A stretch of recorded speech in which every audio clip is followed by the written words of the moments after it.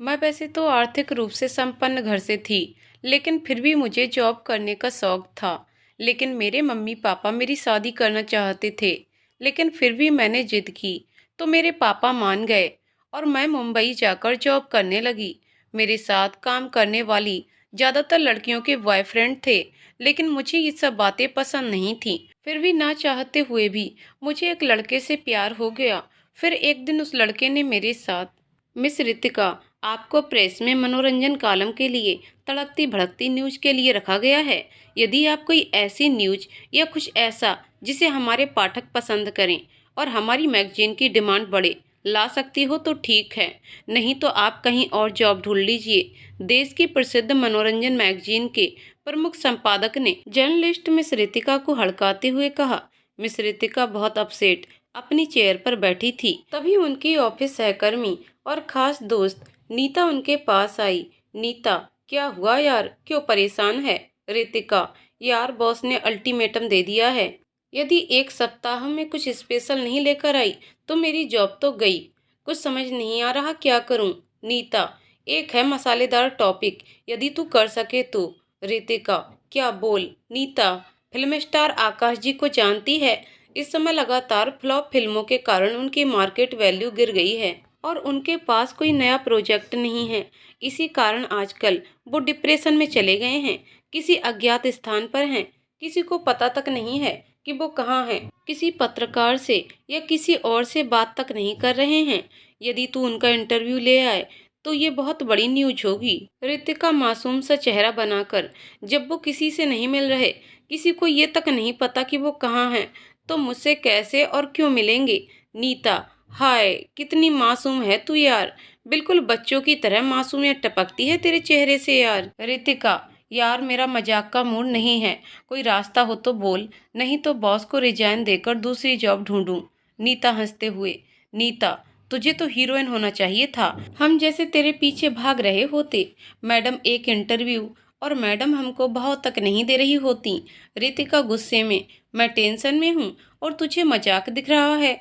तेरे पर कोई रास्ता हो तो बोल, नहीं तो प्लीज मुझे अकेला छोड़ दे। नीता, सच्ची तू नाराज होती है तो बहुत खूबसूरत लगती है, बिल्कुल फिल्मी हीरोइन सी हॉट। रितिका बुरी तरह खिसियाकर, जी धन्यवाद, अब आप अपनी तशरीफ अपने केबिन में ले जाएं, हमें अकेला छोड़ दें। आपके पास हमारी समस्या का कोई समाधान नहीं है तो प्लीज निकल लो अब तुम यहाँ से जल्दी। नीता, इतनी गुस्सा? अच्छा चल एक रास्ता बताती हूँ, मेरे पास आकाश के मैनेजर सजल का नंबर है, उसी से बात कर, तेरी सेटिंग करती हूँ। 5 मिनट रुक। रितिका, वो मैनेजर तेरे को आकाश का पता क्यों बताएगा और क्यों मिलवाएगा? नीता, अरे यार हम आपकी तरह साधु महात्मा नहीं हैं, आपका तो कोई अफेयर वगैरह है नहीं, लेकिन हमारे पास एक दिल है जो किसी का आशिक है। रितिका, यार पहेलियां न बुझा, जो है साफ साफ बोल। नीता, सुन, वो मैनेजर मेरा आशिक है, यानी हम पर मरता है बेचारा, और इसी का मैं बहुत फायदा उठाती हूँ इस बेचारे से। रितिका, मतलब तू बहुत कमीनी है, कल को जरूरत पड़ेगी तो तू मेरा फायदा भी उठा ही लेगी। नीता, हाँ तो इसमें बुराई क्या है? रितिका, मतलब तेरे लिए दोस्ती का कोई मतलब नहीं है। नीता, देख यार, हर संबंध स्वार्थ पर टिका होता है, स्वार्थ खत्म रिश्ता खत्म। रितिका, तेरा मतलब पति पत्नी जैसा भी रिश्ता स्वार्थ पर? नीता हंसते हुए, नीता, और क्या यार, अब तू देख ले, पति हो या पत्नी, आपस में एक दूजे के साथ शारीरिक संबंध नहीं बनाने देते तो अदालत भी तो तलाक के लिए इसे आधार मान लेती है। यानी ये रिश्ता भी इसी स्वार्थ पर टिका है कि अपनी शारीरिक जरूरत के लिए आप शादी करो, जिससे पति पत्नी आपस में संबंध बना सकें, नहीं तो बाकी जरूरतें तो कोई भी पूरी कर सकता है। यदि तुमने पति और पत्नी के अतिरिक्त किसी और से शारीरिक संबंध बनाए तो चरित्रहीन नहीं कहलाते, जबकि वही काम तुम अपने जीवन साथी के साथ कर रहे हो तो अपना पति धर्म या पत्नी धर्म निभा रहे हो। रितिका, यार तू तो बहुत ज्ञानी है, मुझे नहीं पता था कि मेरी सहेली इतनी ज्ञानी है। तू नौकरी छोड़ प्रवचन देना शुरू कर दे और मैं तेरी खास चेली यानी शिष्या बन जाऊंगी, बहुत पैसा है इस फील्ड में। दोनों हंस पड़ती हैं। रितिका, यार देख, यदि आकाश जी के इंटरव्यू की सेटिंग बन जाए तो। नीता, हाँ देखती हूँ, रुक जरा। नीता सजल को फोन करती है। नीता, हेलो सजल। सजल, हाँ बोलिए नीता जी, क्या आदेश है अपने इस गुलाम को। नीता, तू फिर चालू हो गया। मैंने मना किया हुआ है कि ये गुलाम जैसे शब्द यूज करने को। सजल, ओके ओके, बोल यार क्या काम है। गुस्सा तो तेरी नाक पर रखा रहता है, शादी के बाद भी ऐसे ही गुस्सा करेगी क्या। नीता, कौन सी शादी, किसकी शादी, लिमिट में ओके, कंट्रोल योर सेल्फ। सजल हंसते हुए, अच्छा बोल क्या काम है। नीता रिक्वेस्ट करते हुए, मेरी एक फ्रेंड है मेरे साथ ही यहीं प्रेस में, उसकी नौकरी पर तलवार लटक रही है, अपने बॉस यानी आकाश जी का एक इंटरव्यू दिला दे। सजल, ना बाबा ना, ये नहीं करवा पाऊंगा, बॉस नाराज हो गए तो मेरी नौकरी चली जाएगी। नीता, तू मेरे लिए इतना नहीं कर सकता। सजल, तू जान मांग ले दे दूंगा, पर ऐसे किसी काम के लिए हाँ नहीं कर पाऊंगा। नीता, ठीक है तो तू जा, और आज के बाद मुझे फोन मत करना, नमस्ते। कहकर नीता फोन काट देती है। रितिका उसकी तरफ देखती है। फिर, रितिका अब क्या करें, मुझे नहीं लगता मेरी जॉब बचेगी। नीता बहुत जल्दी घबरा जाती है, कभी इश्क किया है नहीं ना, तभी तुझे इश्क की ताकत का पता नहीं है। तू देखती जा, ये सजल 10 मिनट के अंदर फोन करेगा और तेरा काम भी होगा। रितिका, ना किया तो। नीता, तो 15 मिनट में कर लेगा फोन। रितिका, ऐसे क्या मतलब, करने को तो 1 घंटे में कर लेगा, फोन पर मेरा काम तो हो। नीता, तू घबराती बहुत है, तेरा काम होगा ही होगा। रितिका, चल देखते हैं।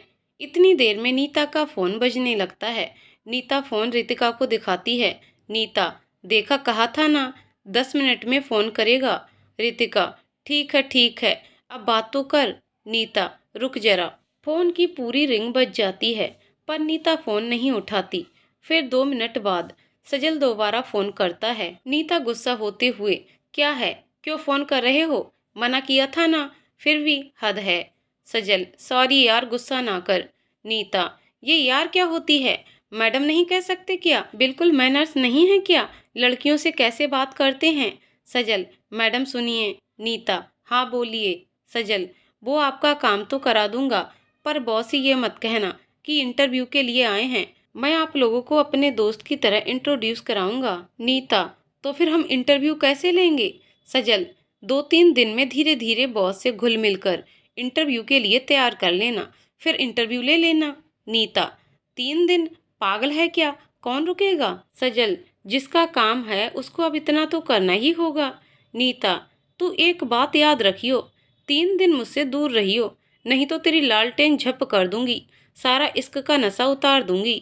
सजल, तेरे लिए मैं कुछ भी कर दूं, पर तू मेरा हमेशा टॉर्चर ही करेगी, बहुत कमीनी है तू, अपना मतलब होगा तो बहुत मीठी मीठी बातें, नहीं तो कड़वा करेला। नीता, ज्यादा नहीं बोल रहा तू। सजल, सच तो कड़वा होता है, तेरे से प्यार करता हूँ इसीलिए इतना सब कर देता हूँ, कहीं कोई और मिल गई ना तो तू भी फिर याद करेगी। नीता, तू किसी और से प्यार करके तो देख, मैं पत्रकार हूँ, घर से उठवा लूंगी। सजल, यानी आग दोनों तरफ बराबर लगी है। नीता, अरे मेरा वो मतलब नहीं था, मैं नहीं करती तेरे से प्यार, वो तो बस ऐसे ही मुंह से निकल गया। नीता, अब मतलब की बात पर आ, हमारा काम कब होगा। सजल, कल सुबह 10 बजे तैयार रहना, 3 से 4 दिन के हिसाब से पैकिंग करके मैं आऊँगा तुम लोग को लेने अपनी गाड़ी से। नीता, ठीक है, हम दोनों तेरा वेट करेंगे।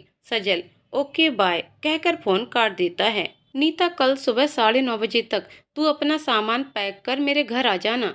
रितिका, यार काम तो हो जाएगा ना। नीता, तू डरती बहुत है। रितिका, नहीं वो बात नहीं है यार, जाए भी 3 दिनों और फिर काम भी ना हो तो बॉस को क्या जवाब देंगे। नीता, तेरा काम होगा, टेंशन मत ले। रितिका, ओके।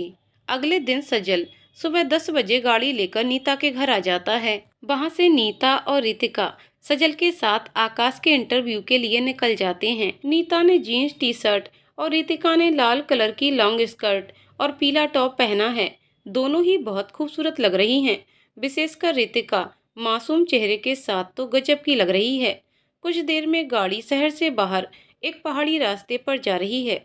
सजल, नीता, तुम दोनों एक ही मैगजीन के लिए जॉब करती हो क्या। नीता, हाँ क्यों। सजल, नहीं, मैंने तो वैसे ही पूछ लिया, रितिका की तरफ देखते हुए बोला। नीता आंखें दिखाते हुए, तेरी नीयत तो खराब नहीं हो रही। सजल, तेरी सोच ही गंदी है बेवकूफ, मैं कुछ और सोच रहा था। नीता, क्या सोच रहा था? पहले ये बात बता। सजल, यदि आकाश सर के साथ रितिका को लेकर एक रोमांटिक फिल्म बनाई जाए तो वो फिल्म आग लगा देगी। रितिका, अरे मुझे कुछ नहीं करना ये सब। नीता, तू पागल है क्या सजल? हम जिस काम से जा रहे हैं वो करवा, अपने बॉस के बारे में मत सोच। सजल शरारत से मुस्कुराते हुए, ठीक है, पर यदि आकाश सर को इससे प्यार हो जाए तो मुझे कुछ मत कहना। रितिका, ये क्या बकवास है? ये इंटरव्यू करा भी पाएंगे या ये सब बकवास ही करते रहेंगे? दोपहर के 12 बज चुके हैं, गर्मी का मौसम है, सूरज की तपिश पूरी जोरों पर है। बाहर चिलचिलाती धूप की वजह से भयंकर गर्मी हो रही है। कुछ देर में गाड़ी एक पहाड़ी रास्ते के साइड में फार्म हाउस के गेट पर रुकती है। एक चौकीदार वहां आता है और सजल को देखकर दरवाजा खोल देता है। गाड़ी अंदर चली जाती है और वहां एक बेहद खूबसूरत बंगले के बाहर गाड़ी रुकती है और तीनों लोग उतर जाते हैं। सामने नीले रंग के सॉटन के नाइट सूट में आकाश खड़ा है। गोरा रंग, ऊंचा लंबा कद, देखने में अत्यधिक खूबसूरत, परंतु चेहरे से मुस्कुराहट गायब है। कुछ परेशान सा नजर आ रहा है। आकाश सजल से, ये दोनों कौन हैं? सजल, सर ये मेरी फ्रेंड है नीता और ये इसकी फ्रेंड रितिका है। ये दोनों आपसे मिलना चाहती थीं और 2-4 दिन वाइल्ड लाइफ का एडवेंचर लेना चाहती थीं। आकाश, बहुत शांत लहजे में मगर हल्की नाराजगी के साथ, सजल, एक तो मैं तुमको दोस्त मानता हूँ तो कम से कम ऑफ टाइम पर सर नहीं नाम लिया करो, और दूसरा, जब मैंने मना किया था कि यहाँ किसी को नहीं लाना तो क्यों लाए, वो भी लड़कियों को? सजल, यार ये मेरी दोस्त है, बहुत दिन से तुमसे मिलने की जिद कर रही थी और आज इसकी दोनों इच्छा पूरी हो रही हैं तो जिद कर बैठी और मैं मना भी नहीं कर पाया। आकाश, तुमको पता है यदि कहीं से भी पत्रकारों को जरा सी भी भनक लग गई तो वैसे ही मैं फ्लॉप हूँ और ये मसाला और मिल जाएगा। ऐसा करो, इन लोगों को मिलना है, मिल लें, आई हैं तो साथ में चाय पी लें, फोटो ले लें, फिर भाई मेरे इन लोगों को छोड़ कर आओ। सजल, तुम लोग कुछ बोलोगी या वापस छोड़ कर आऊं? नीता, सर प्लीज एक रात तो रुक जाने दीजिए, आज की रात वाइल्ड लाइफ एडवेंचर कर लें। आकाश, बहुत प्यार से, क्या ये आवश्यक है? रितिका, सर क्लियरली हम लोग आपका इंटरव्यू लेने आए हैं।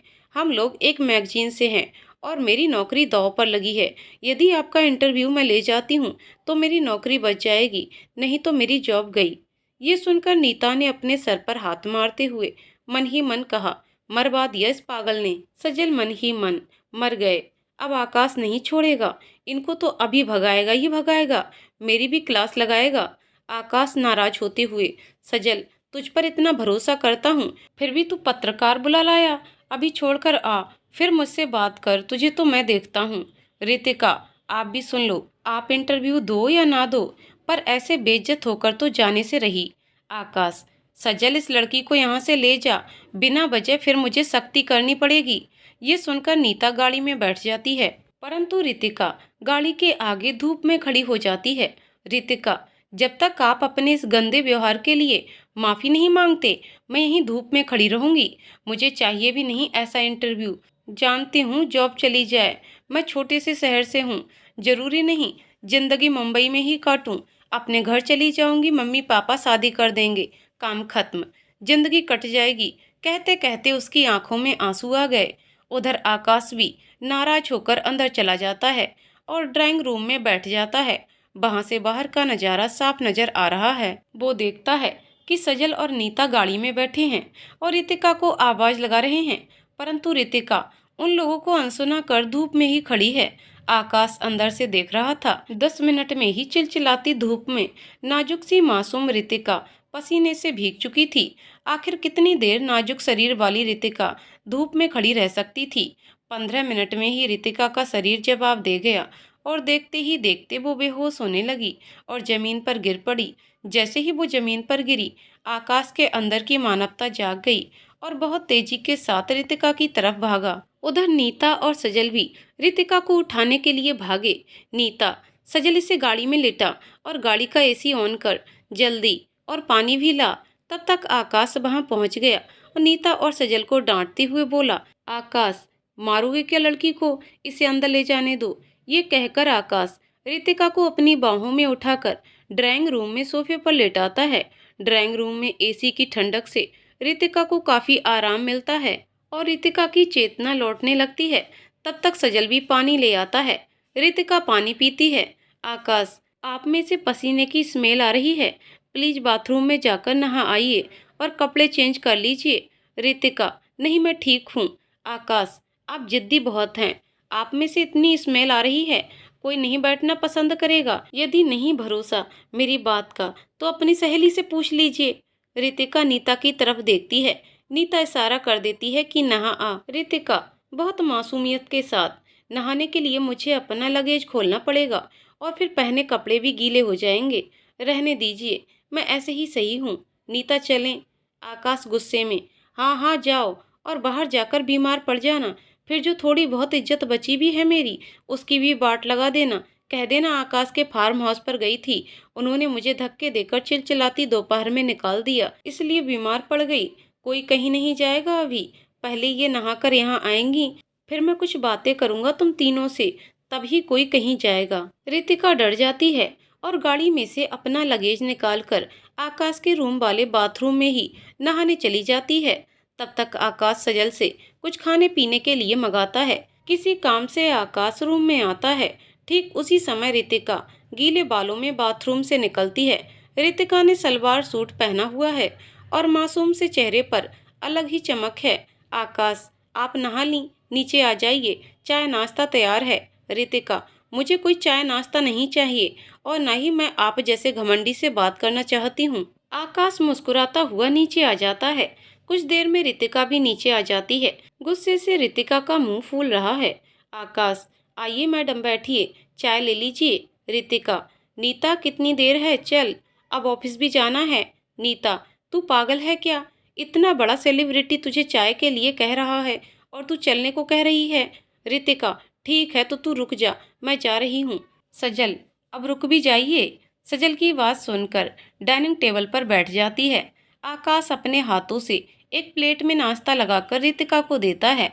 रितिका, नीता, कुछ लोग कितने बनावटी होते हैं, पहले दूसरे को अपमानित कर दो, फिर अपने हाथों से नाश्ता दो। ये सुनकर आकाश हंसने लगता है। सजल, आज तो आकाश के चेहरे पर महीनों बाद हंसी आई है और इसका पूरा क्रेडिट रितिका को जाता है। आकाश, अच्छा सजल, एक बात तो है, कुछ लोग अनशन पर बैठ तो जाते हैं पर उनके शरीर में इतनी भी ताकत नहीं होती कि 1 घंटा भी अनशन कर सकें। 15 मिनट में ही लुढ़क जाते हैं ऐसे अनशनधारी। रितिका, कुछ लोग चाहे बिल्कुल फ्लॉप हों, चाहे कोई उनको नहीं पूछे, फिर भी इतने घमंडी होते हैं कि उनको लड़कियों से बात करने की भी अक्ल नहीं होती। ये बात आकाश को बुरी लग जाती है और एकदम सीरियस हो जाता है और टेबल से उठने लगता है। नीता, रितिका, कुछ तो सोच समझकर बोला कर, कोई अपनी गलती रियलाइज कर रहा है और तू चढ़ी जा रही है। रितिका को भी अपनी गलती महसूस होती है। रितिका, सॉरी आकाश जी। आकाश मुस्कुराकर सजल से, आकाश, सजल, नाजुक शरीर वालों को जॉब नहीं करनी चाहिए क्योंकि वो टेंशन को झेल ही नहीं सकते। नीता, आप दोनों लोगों का हो गया हो तो कुछ और बात करें। आकाश, ओके, मेरा तो हो गया, इस लड़ाकू से पूछो। रितिका, मैं लड़ाकू, कुछ लोग कितने झूठे होते हैं और बेशर्म भी। मैं नहाने गई थी, तभी उनको भी रूम में काम याद आ गया। नीता, अब तू चुप रहेगी। रितिका, एक ही कंडीशन पर, अब बस जल्दी चले यहाँ से। सजल, जाएंगे कैसे, गाड़ी की चाबी तो आकाश ने ले ली और यहाँ आसपास कोई बस या अन्य वाहन मिलेगा नहीं। रितिका, गाड़ी की चाबी दे दीजिए। आकाश, क्यों दूं, कोई तुम्हारा नौकर हूँ जो तुम्हारी बात मानूं। रितिका, चाहते क्या हो। आकाश, अब जब आप लोग आ गए हैं तो कुछ दिन दोस्तों की तरह रुक जाइए। रितिका, जिससे आपको लड़ने का मौका मिलता रहे। सजल, वैसे यदि आप लोग रुक जाते हैं तो आकाश के लिए भी अच्छा ही रहेगा क्योंकि काफी टाइम बाद आकाश के चेहरे पर हंसी देखी है। नीता, आप इंटरव्यू दोगे तो रुकूंगी और रितिका भी रुक जाएगी और हमारा रूम सेपरेट होगा जिसमें केवल मैं और रितिका ही जाएगी, बाकी कोई एंट्री नहीं करेगा। रितिका, तू ही रुक, मुझे नहीं रुकना। नीता, एक तो तेरा काम बना रही हूँ, ऊपर से तेरे नखरे ही खत्म नहीं हो रहे हैं, अब एकदम चुप, एक शब्द मुंह से निकल ना जाए। रितिका गुस्से से नीता को घूरती है। आकाश, ओके डन, जैसे चाहो रहो, बहुत रूम है यहाँ, रात का समय है। आकाश अपने रूम में लेटा हुआ है परंतु नींद उसके आंखों से कोसों दूर है, बार बार करवटें बदल रहा है। रह रहकर रितिका की छवि दिमाग में उभर रही है। चाह कर भी रितिका को दिमाग से निकाल ही नहीं पा रहा है। अब तो धीरे धीरे रितिका की छवि दिल और दिमाग पर इतना हावी होने लगी है कि दोपहर में रितिका के द्वारा उपयोग किए गए रूम में से अब उसको रितिका की खुशबू महसूस होने लगी है। आकाश जितना रितिका को इग्नोर करना चाह रहा है, उतना ही उसकी छवि दिमाग पर कब्जा करती जा रही है। वो सोच रहा है कि आखिर ऐसा क्या है इस लड़की में जो उस पर इस लड़की की खुमारी चढ़ती ही चली जा रही है, जबकि आज तक जीवन में इतनी फिल्मों में इतनी हीरोइनों के साथ काम किया है पर किसी का नशा नहीं चढ़ा। पर आज हो क्या रहा है इधर नीता और रितिका के रूम में। नीता, रितिका यार आकाश जी कितने स्मार्ट और हैंडसम हैं, एकदम गोरा रंग, लंबा ऊंचा कद, हाय एकदम सपनों के राजकुमार जैसे। रितिका, कंट्रोल नीता जी कंट्रोल, आप ऑलरेडी किसी के साथ रिलेशनशिप में हैं और इस तरह किसी और के बारे में सोचना चरित्रहीनता कहलाता है। नीता, ए पागल, अपन बहुत खूबसूरत घर में रहते हैं, पर ताजमहल की तारीफ करने का मतलब ये थोड़े ना है कि हम उसमें रहना चाहते हैं। रितिका, क्या ताजमहल और आकाश की तुलना? क्या पागल है तू? आकाश ताजमहल से कोसों दूर है, उसके बराबर भी नहीं है। नीता, हाँ पता है पता है। आकाश तुझे प्रपोज कर देना तो तू भी तुरंत से हाँ कर देगी।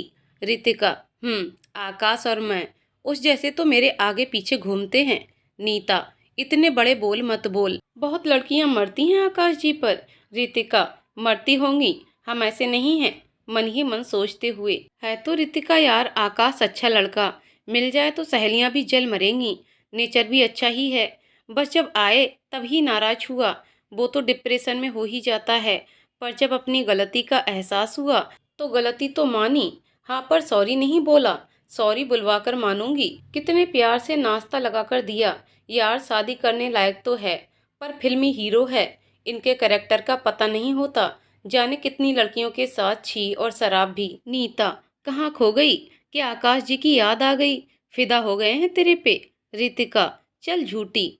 नीता, आय हाय आग तो इधर भी लगी है। रितिका, चुप, कुछ भी बोले जा रही है। मैं किसी भी फिल्मी हीरो से शादी नहीं कर रही, उनके कैरेक्टर का पता नहीं, कितनी लड़कियों के साथ छी शराब पीते ही होंगे। नीता, यानी यदि आकाश जी शराब नहीं पीते होंगे और उन्होंने किसी भी लड़की को स्पर्श नहीं किया होगा तो तू उनसे शादी को तैयार है? रितिका, तू नीता कुछ भी बोलती रहेगी क्या? नीता, बता ना, यदि आकाश जी साफ सुथरे हैं तो तू शादी को तैयार है? रितिका, तुझे उम्मीद है आकाश जी से? नीता, मान ले ऐसा हो तो? रितिका, हाँ मैं तैयार हूँ, अब बोल। नीता, यानी आपको भी प्यार हो ही गया ना? रितिका, हे भगवान इसको सद्बुद्धि दो, तूने मुझसे जबरदस्ती पूछा और जबरदस्ती हाँ करवाया, फिर कह रही है कि मुझे प्यार हो गया। नीता, यही तो अपन जर्नलिस्ट का काम होता है, पहले जबरदस्ती हाँ करवाओ फिर उसको मुद्दा बनाकर भुना लो। रितिका, यानी तुझे मैं ही मिली? दोनों हंस पड़ती हैं। सजल के रूम में सजल को भी नींद नहीं आ रही थी और वो सोच रहा था, यार इतने पास होकर भी इतनी दूर, काश नीता मेरे पास होती तो चांदनी रोशनी में बालकनी में खड़े होकर ढेरों बातें करते और कॉफी पी रहे होते। चलो मैसेज करता हूँ, शायद आ जाए। सजल नीता को मैसेज करता है। सजल, हाय नीता, बोलो। सजल, मेरे रूम में आओ ना। नीता, क्या पागल हो रहे हो? जब शादी हो जाए तब सोचना ये सब। सजल, मैं कुछ नहीं सोच रहा, बस बातें करेंगे ढेर सारी। नीता, ना मैं नहीं आ पाऊंगी। सजल, ठीक है मत आओ, अब मुझसे बात भी मत करना। नीता, हाँ ठीक है मत करना बात। रितिका, क्या हो गया यार, वो सजल बुला रहा है। रितिका, नहीं ये गलत है। नीता, मुझे पता है, इसलिए मैं जा भी नहीं रही और कल सुबह सॉरी बोल दूंगी। रितिका, ओके चल सोते हैं, बहुत टाइम बाद ऐसे खूबसूरत रूम में सोने को मिला है। नीता, मतलब? रितिका, अरे यार जब अपने घर मतलब मम्मी पापा के पास, वहाँ तो कोई समस्या है नहीं, तो वहाँ मेरा रूम ऐसा ही है, यहाँ तो किराए का रूम, वो भी इतना घटिया। छी।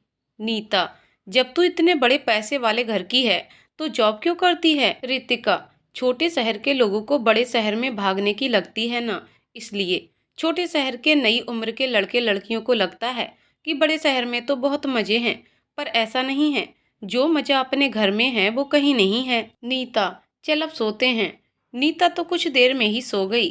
पर रितिका को आज नींद नहीं आ रही है। पता नहीं क्यों। ज्यों ही रितिका आंखें बंद करती है, आकाश का चेहरा सामने आ जाता है। दोपहर में उसके गिरने पर आकाश का भागना, उसको डांटना, सब याद आ रहा था। नाश्ता के समय प्लेट लगाकर देना। हाय, कितना मासूम चेहरा बना लिया था, जैसे कितने सीधे हों। न जाने कितनी देर यूं ही करवटें बदलती रही और फिर काफी रात गए रितिका सो गई। सुबह का समय है। ड्राइंग रूम में आकाश और सजल बैठे हैं। एक नौकर, जो बावर्ची भी है, वहीं खड़ा है और नाश्ते में क्या चाहिए पूछ रहा है। तभी रितिका और नीता भी वहीं आ जाती हैं। आकाश, आप लोग नाश्ते में क्या लेंगी? रितिका, जो भी हो चलेगा, पर होना प्योर वेज चाहिए। अंडा या आमलेट भी नहीं खाती है। आकाश, नीता जी आप क्या लेंगी? लेकिन नीता का ध्यान कहीं और है। उसने ध्यान ही नहीं दिया। रितिका, नीता कहाँ है तू? सुन तो लिया कर। नीता, सॉरी मैं सुन नहीं पाई। और नीता फिर सजल को देखने लगी, लेकिन सजल नीता से नाराज है, इसलिए उसकी तरफ देख भी नहीं रहा। आकाश, नीता जी आप नाश्ते में क्या लेंगी? नीता, जो सब लेंगे वही ले लूंगी। हल्की रुआंसी सी हो गई है। रितिका समझ जाती है इसलिए। रितिका, आकाश जी आपसे कुछ काम है, क्या मुझे कुछ समय अकेले में दे सकते हैं?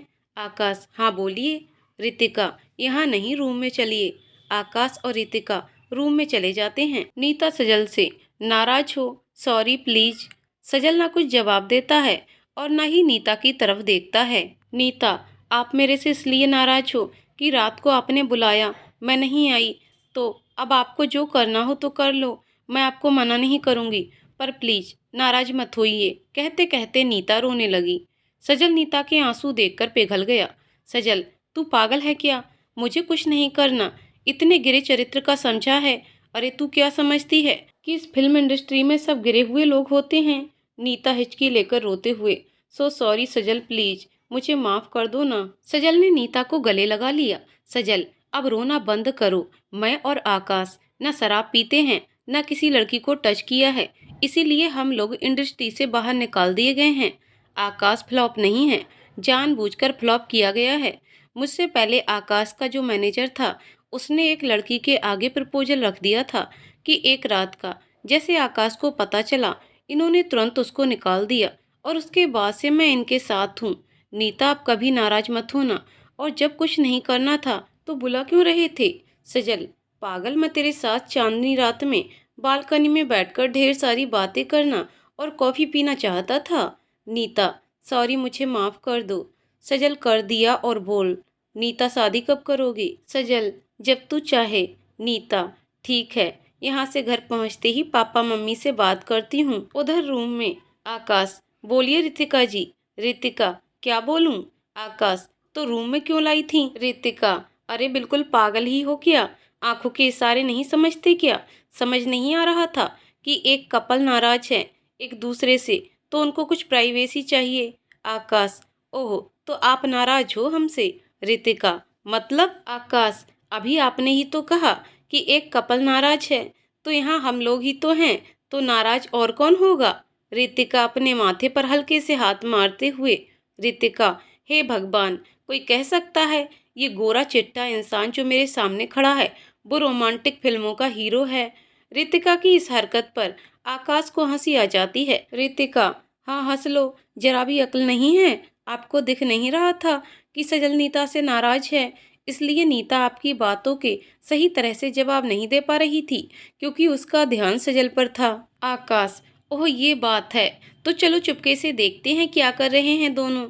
रितिका, हाँ चलो। आकाश अपने रूम की एक छोटी सी खिड़की के नीचे ड्राइंग रूम में देखता है। आकाश, ओह दोनों में लड़ाई खत्म हो गई, गले लगे हुए हैं दोनों। रितिका भी देखना चाहती है और इसलिए वो भी खिड़की पर आ जाती है, क्योंकि खिड़की छोटी है, तो अनजाने में रितिका आकाश से चिपक कर खड़ी हो जाती है और नीता और सजल को देखकर बहुत खुश हो रही है। इधर आकाश रितिका उससे चिपक कर खड़ी है तो मंद मंद मुस्कुरा रहा है। जैसे ही रितिका ये गौर करती है, रितिका पीछे हट जाती है। रितिका, सॉरी, वो मैं कुछ ज़्यादा एक्साइटेड हो गई थी, तो वो। आकाश, इट्स ओके यार, इतना नहीं सोचते, अब नीचे चलें? रितिका हाँ में सिर हिला देती है। आकाश और रितिका नीचे आते हैं, लेकिन नीता और सजल अभी भी गले लगे हुए हैं। आकाश, अरे भाई, आप लोग का झगड़ा समाप्त हो गया हो तो नाश्ता किया जाए। नीता शर्मा जाती है और सजल मुस्कुराकर हाँ में सिर हिला देता है। सभी लोग नाश्ता करने बैठ जाते हैं।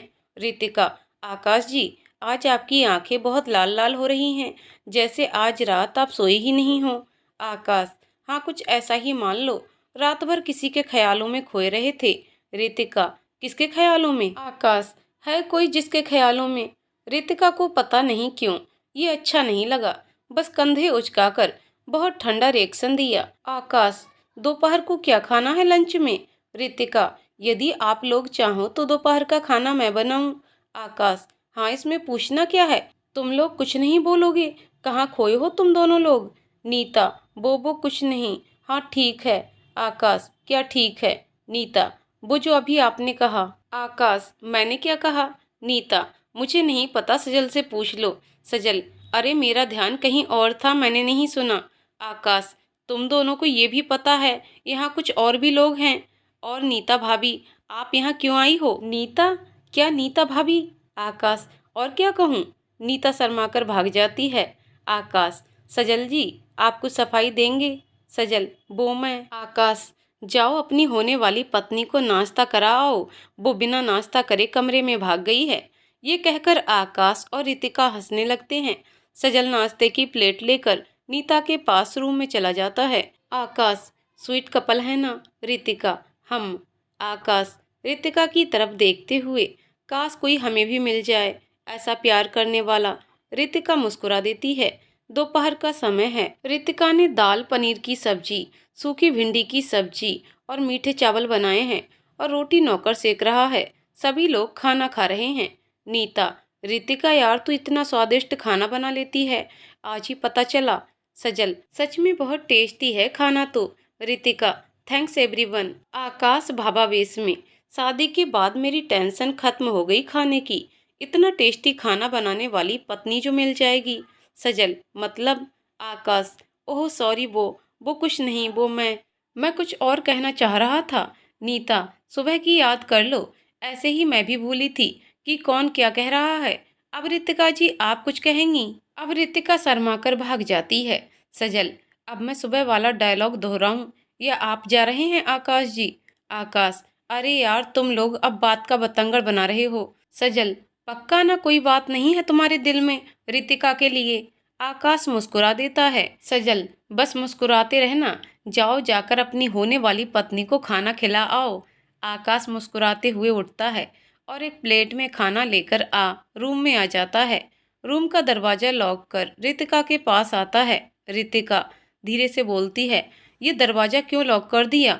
आकाश, क्यों डर लग रहा है क्या? रितिका मुस्कुरा देती है।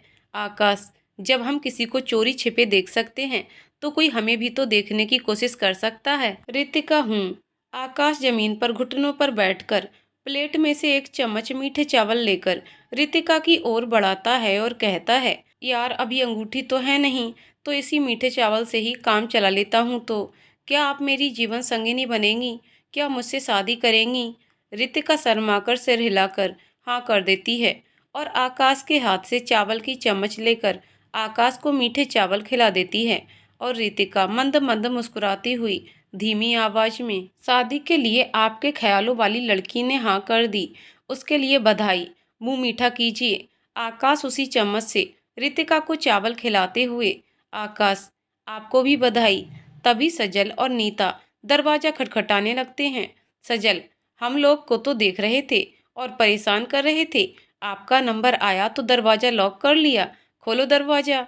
आकाश रितिका से, क्या करूं, खोल दूं दरवाजा? रितिका हाँ में सिर हिला देती है। शाम के 7 बज रहे हैं, सूर्यास्त हो रहा है, इसीलिए मौसम में गर्मी कम होती जा रही है।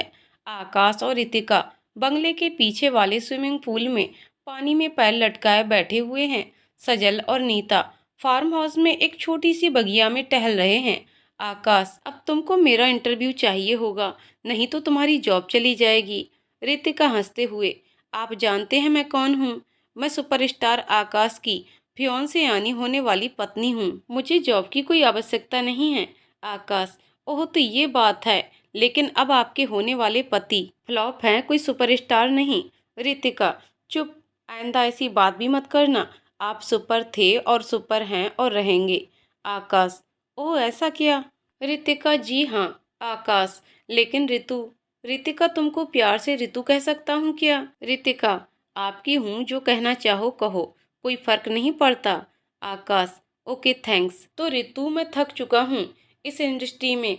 मैं अपने उसी छोटे से शहर में जाकर पापा की फैक्ट्री में ही बैठूंगा, क्योंकि पापा उस समय आर्थिक रूप से बहुत परेशान थे और अब मेरे पास पैसा है, तो अब मैं अपने घर और बिजनेस को आर्थिक रूप से सुदृढ़ करूंगा। यदि तुम मेरे साथ उसी छोटे से शहर में रहने को तैयार हो तो ही इस रिलेशनशिप को आगे बढ़ाना। रितिका, मैं स्वयं छोटे शहर से हूँ और उकता चुकी हूँ इस भागते हुए बड़े शहर से। कितना शांत और अच्छा है मेरा उत्तर प्रदेश का वो छोटा सा शहर। मैं आपके साथ हर जगह तैयार हूँ। थोड़ा डर बस इस फिल्म इंडस्ट्री में ही लगता है। यहाँ तुरंत संबंध बनते हैं और उतनी ही जल्दी टूट भी जाते हैं। पर जब आप इस इंडस्ट्री को छोड़ने का मन बना चुके हो तो मेरा डर भी खत्म हो गया। आकाश स्विमिंग पूल में पैर से पानी के छींटे रितिका पर मारता है। बदले में रितिका भी आकाश को पानी के छींटे मारना चाहती है, पर उसका पैर स्लिप हो जाता है और वो स्विमिंग पूल में गिर जाती है। आकाश हंस देता है। आकाश हंसते हुए, क्या हुआ, स्विमिंग कॉस्ट्यूम तो पहन लेती। क्या यार, सलवार सूट में ही कूद पड़ी। रितिका गुस्से में, चुप एकदम। एक तो मुझे पानी में गिरा दिया, फिर हंस रहे हो। थोड़ी बहुत शर्म है कि नहीं? मेरा हाथ पकड़ो और बाहर निकालो। आकाश रितिका का हाथ पकड़कर खींचना चाहता है, पर उल्टा रितिका ही शरारत कर देती है और आकाश को भी पुल में खींच लेती है। रितिका हंसते हुए, कैसा लगा? आकाश, अभी बताता हूँ। और ये कहकर आकाश रितिका को बाहों में भर लेता है और उसके लिप्स पर किस करने लगता है। दोनों बहकने लगते हैं। इतने में ही सजल और नीता वहां आ जाते हैं। उनको देखकर आकाश और रितिका अलग हो जाते हैं। नीता रितिका से, ये क्या कर रही थी तू? पागल है क्या?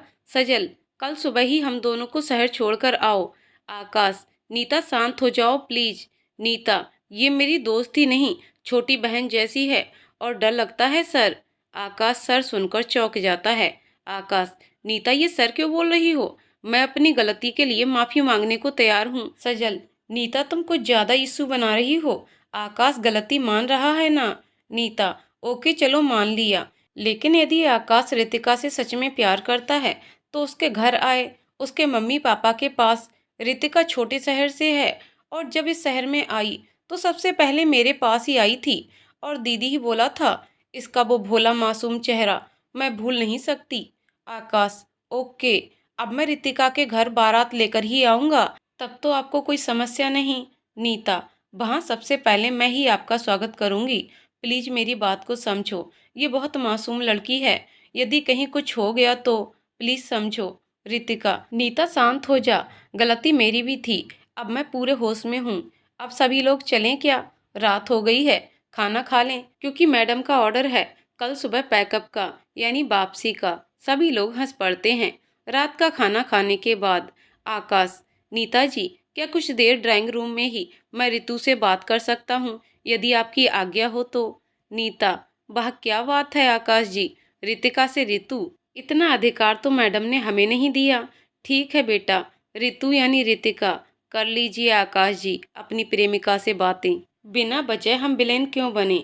आकाश, ओके, तो आप लोग जाओ फिर यहाँ से। नीता, मतलब हम लोग इतने बुरे हो गए कि हमें भगाया जा रहा है? चलिए सजल जी आप भी चलिए। रितिका, अपनी मत कहना नीता की बच्ची, यदि तुझे प्राइवेसी नहीं चाहिए तो तू अपने रूम में जा और सजल जी अपने रूम में जाएं।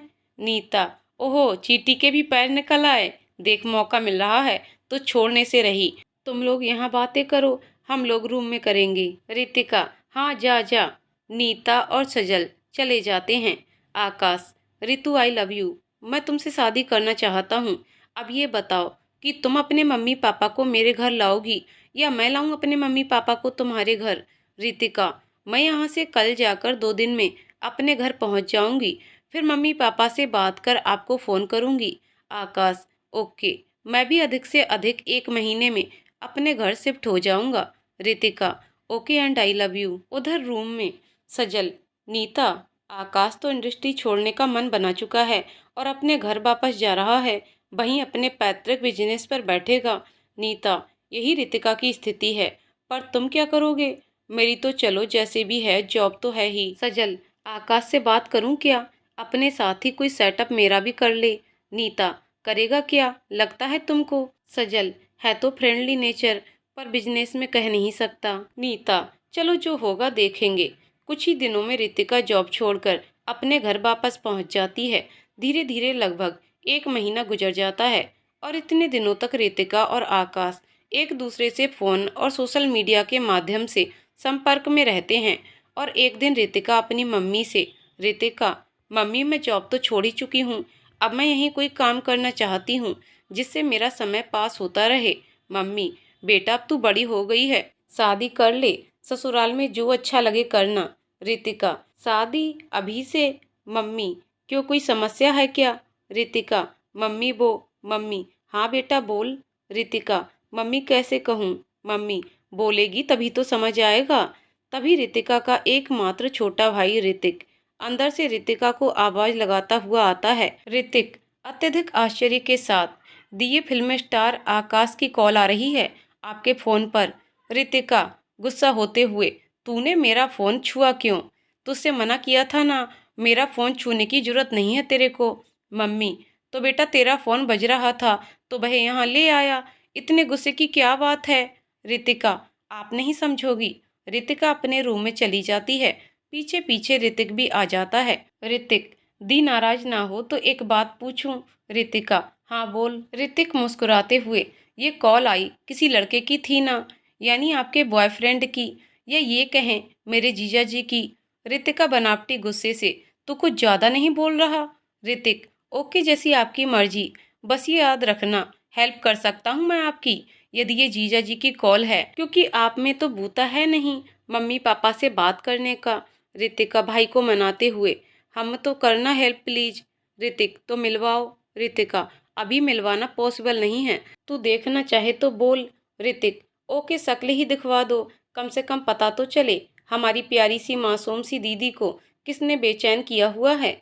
ये सुनकर रितिका के गाल शर्म से लाल हो जाते हैं। रितिका, फिल्म स्टार आकाश। ये सुनकर ऋतिक का मुंह खुला रह जाता है। ऋतिक, क्या? फिल्म स्टार आकाश? मजाक तो नहीं कर रही? रितिका, वीडियो कॉल करूंगी, रात को आ जाना, मिलवा दूंगी, अभी वो बहुत व्यस्त चल रहे हैं। ऋतिक, ओके, अब मेरी हेल्प बोलो क्या करना है? रितिका, पापा मम्मी से बात और उनको तैयार करना। ऋतिक, ओके, आज रात के खाने पर आपको खुशखबरी मिल जाएगी, पर पक्का है ना ये बात? रितिका, तुझे विश्वास नहीं है तो अभी वीडियो कॉल करती हूँ। ऋतिक, ओके करो। रितिका आकाश को वीडियो कॉल करती है। रितिका, फोन किया था आपने? आकाश, क्या कर रही हो मेरी जान, आज बहुत खूबसूरत लग रही हो। रितिका, सुनो मेरा भाई भी है यहाँ, उससे जरा बात करो। आकाश, क्या हाल है साले साहब? ऋतिक, आप फिल्म स्टार आकाश हो ना, मुझे विश्वास नहीं हो रहा। आकाश, साले साहब अगले सप्ताह आ रहे हैं आपके घर। ऋतिक, सच में? आकाश, सच में। आकाश पिछले कुछ वर्षों से लगातार अपने पापा कन्हैया लाल जी को बहुत बड़े स्तर पर आर्थिक सहयोग कर रहा है। उसी का परिणाम है कि आकाश के पापा की कानपुर में बहुत बड़ी मिल हो गई है। आज उनका व्यापार देश विदेश में फैला हुआ है। अब आकाश ने भी पापा के साथ फैक्ट्री में बैठना शुरू कर दिया है। इधर रितिका के पापा रतन जैन जी का उत्तर प्रदेश के छोटे से शहर में कपड़ों का एक शोरूम है। ये शोरूम उस शहर का सबसे बड़ा शोरूम है। रितिका की मम्मी रत्ना जैन जी एक धार्मिक घरेलू महिला हैं। रितिका का भाई ऋतिक कॉलेज में बीकॉम थर्ड ईयर का छात्र है और रतन जैन जी के साथ शोरूम पर बैठता है। रतन जैन जी शहर के प्रमुख व्यवसायी हैं और अच्छे पैसे वाले हैं। रात के खाने के बाद ऋतिक, पापा एक बात सुनो। पापा, बोलो। ऋतिक, वो आज एक बहुत बड़ा राज खुला है। पापा हंसते हुए, भाई कैसा राज? ऋतिक, कोई बहुत बड़ा सेलिब्रिटी हमारी दीदी का दीवाना है और उनसे शादी करना चाहता है। पापा, मतलब? ऋतिक, एक फिल्म स्टार है आकाश, वो ही दीदी से शादी करना चाहते हैं। पापा नाराज होते हुए, तू और ऋतिका दोनों पागल हो क्या? ऋतिक, लेकिन क्यों? पापा, बेटा इतना पढ़ते हो अखबारों में मैगजीन में, कोई चरित्र होता है इन लोगों का? शादी करेंगे फिर 6 महीने में अलग, फिर दोनों लोग किसी और के साथ, बस यही चलता रहता है इन लोगों का। मैं कैसे भी तैयार नहीं हूँ। ऋतिक रितिका की तरफ देखता है। रितिका का चेहरा उतर गया है। वो चेहरा लटकाए खड़ी हुई है, उसकी आंखें भर आई हैं। पापा, तू पागल है लड़की, तुझे लव मैरिज ही करनी थी तो कोई और नहीं मिला क्या? रितिका लगभग रोते हुए, पापा जी प्लीज एक बार मिल तो लीजिए। वैसे भी वो फिल्म इंडस्ट्री छोड़कर अपने पापा के साथ बिजनेस पर बैठ रहे हैं। मम्मी, रितिका पागल मत हो जा, तेरे पापा सही कह रहे हैं। रितिका, लेकिन मम्मी। मम्मी उसे चुप रहने का इशारा करती है और डांटते हुए, मम्मी लेकिन बेकिन कुछ नहीं, सुनिए आप कोई अच्छा सा लड़का ढूंढिए, अब इसकी शादी जल्दी ही करनी है। ऋतिक, मम्मी पापा आकाश जी अगले सप्ताह संडे को आ रहे हैं, एक बार मिल लीजिए, फिर कोई निर्णय लो तो ज़्यादा अच्छा रहेगा। पापा, तू ज़्यादा बड़ा हो गया है क्या, आने दे अगले सप्ताह। ऋतिका रोती हुई अपने कमरे में चली जाती है। रात को आकाश का फ़ोन आता है और वो बताता है कि लगभग 10 दिन पहले वो कानपुर शिफ्ट हो चुका है और मुंबई हमेशा को छोड़ दिया है। लेकिन फिर वो फील करता है कि रितिका आज खुलकर बात नहीं कर रही है, कुछ परेशान है। आकाश, रितु क्या बात है, हमें नहीं बताओगी? क्या ऐसे ही जिंदगी में साथ निभाओगी? रितिका ये सुनकर रोने लगती है और रोते रोते पापा मम्मी की सारी बात बताती है। आकाश, रितु पहले एकदम शांत हो जाओ, मुझ पर भरोसा रखो। यदि तुम्हारे मम्मी पापा स्वयं कहें कि रितु की शादी आकाश से होगी तब तो खुश हो। रितिका समझ नहीं पाती ये सब कैसे होगा, लेकिन आकाश पर विश्वास कर लेती है और इंतजार करती है 1 सप्ताह का। 2 दिन बाद सुबह का समय। रत्ना जी, सुमन का फोन आया था, आज शाम तक आ रही है। सुमन रत्न जी की बड़ी बहन और बहुत ही समझदार, समय के साथ चलने वाली, आवश्यकता पड़ने पर आधुनिकता का भी समर्थन करने वाली और वैसे बहुत ही पारंपरिक। सुमन जी की शादी लगभग 30 वर्ष पहले कानपुर के प्रमुख व्यवसायी मनोज अग्रवाल जी के साथ हुई थी। सुमन जी के एक बेटा और एक बेटी है। बेटे सगुन की अभी 1 वर्ष पहले शादी हुई है और बेटी रितिका के बराबर की है। संभवतया इसीलिए रितिका और सुमन जी की बेटी की अच्छी घुटती है। शाम का समय है। सुमन जी अपनी बेटी संजना के साथ रतन जी के घर आती है। रात का खाना खाकर रतन जी, रत्ना और सुमन जी बैठे हुए हैं। रतन जी दीदी रितिका की जल्दी शादी करना चाहते हैं, कोई अच्छा रिश्ता हो तो बताओ। सुमन जी, जल्दी मतलब कोई समस्या है? रत्ना जी, ना दीदी ऐसी कोई बात नहीं है, हम चाहते हैं उसकी शादी समय से हो जाए तो सब कुछ अच्छा रहता है। सुमन जी, ठीक है रतन, देखते हैं, कोई ठीक सा संबंध आने दे, बताती हूँ। अच्छा, तेरा काम धंधा कैसा चल रहा है? रतन जी, दीदी आप लोगों के आशीर्वाद से बहुत अच्छा चल रहा है। फिर इन लोगों में इधर उधर की बातें होती रहती हैं। उधर रितिका के रूम में संजना, रितिका सच बोले तो कुछ पूछ सकती हूँ? रितिका शांत भाव से, हाँ पूछ ले। संजना, तू बहुत परेशान लग रही है, कोई बात है क्या? रितिका, कुछ भी तो नहीं है। संजना, सुन, अपन दोनों बचपन से साथ हैं, मैं अच्छी तरह समझ रही हूँ, कुछ बात है।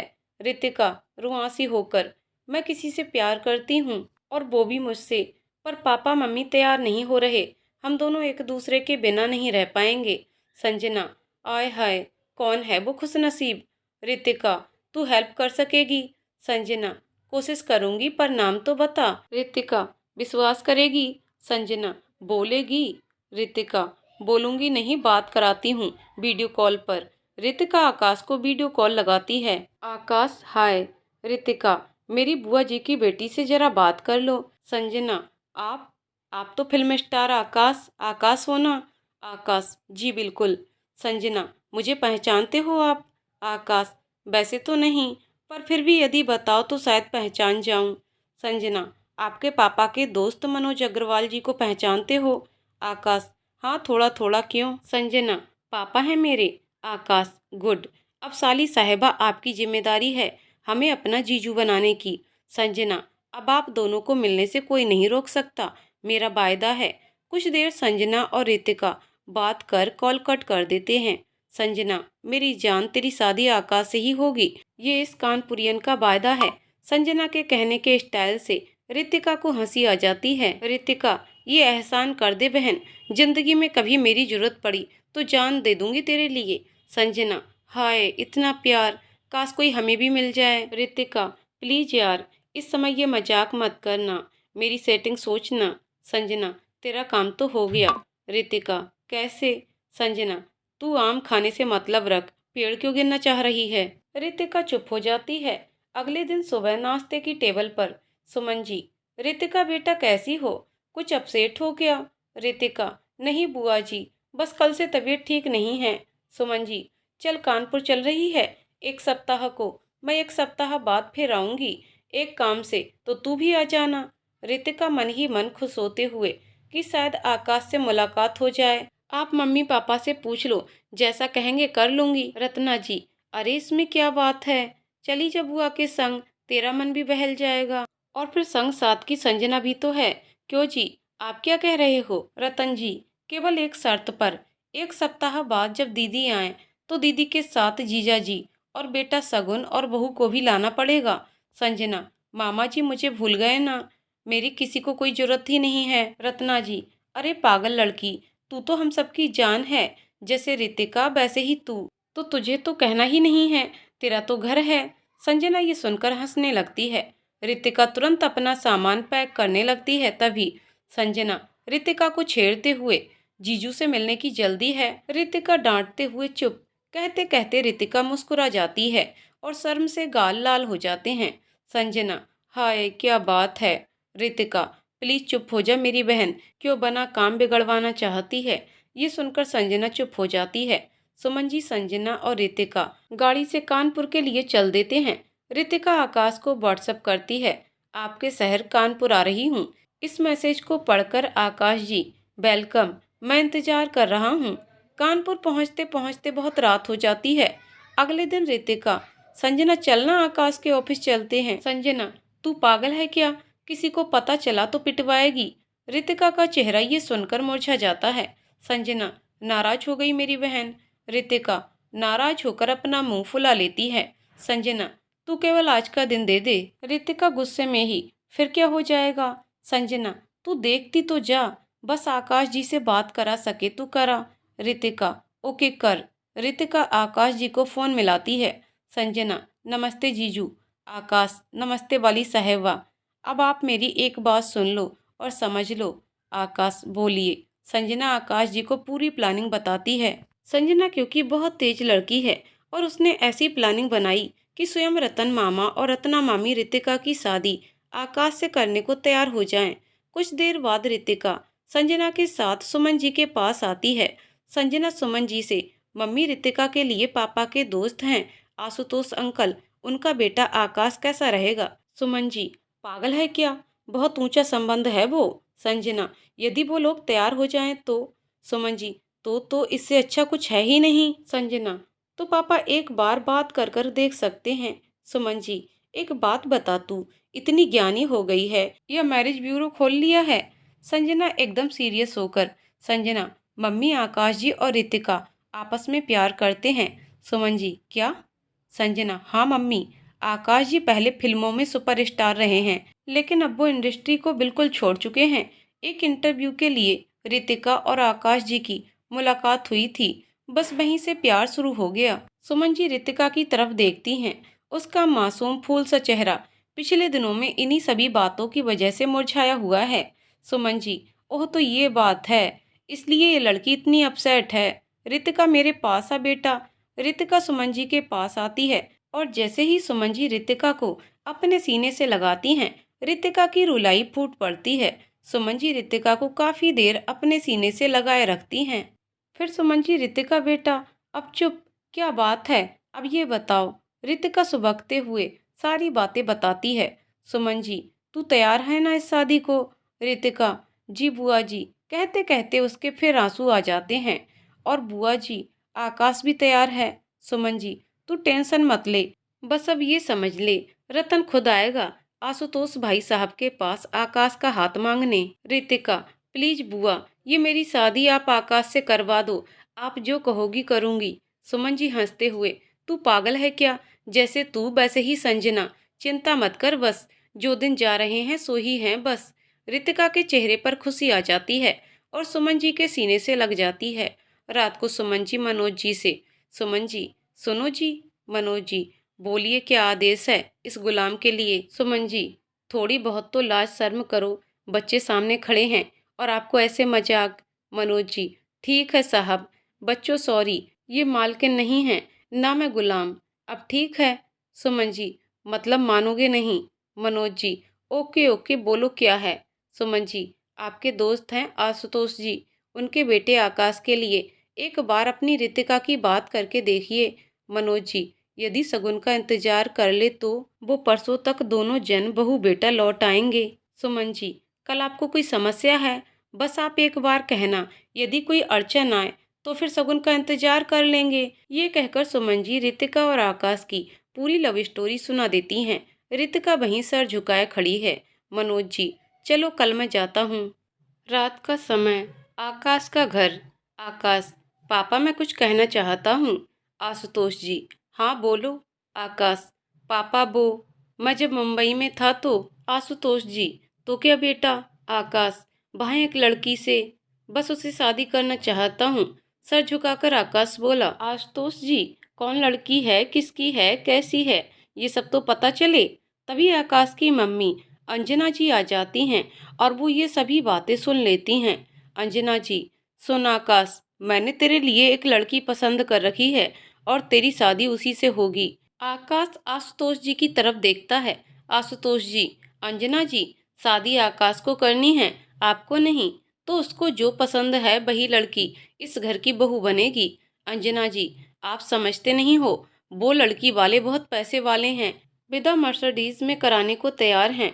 मतलब समझते हो, शादी में मर्सिडीज मिलेगी और सोने चांदी की तो पूछो मत। आशुतोष, जब आकाश फिल्म लाइन में नहीं गया था तब की अपनी औकात मत भूलिए। आज जो कुछ है उसी की देन है, इसलिए जिस लड़की को वो चाहता है वही इस घर की बहू बनेगी। अंजना जी नाराज हो जाती हैं।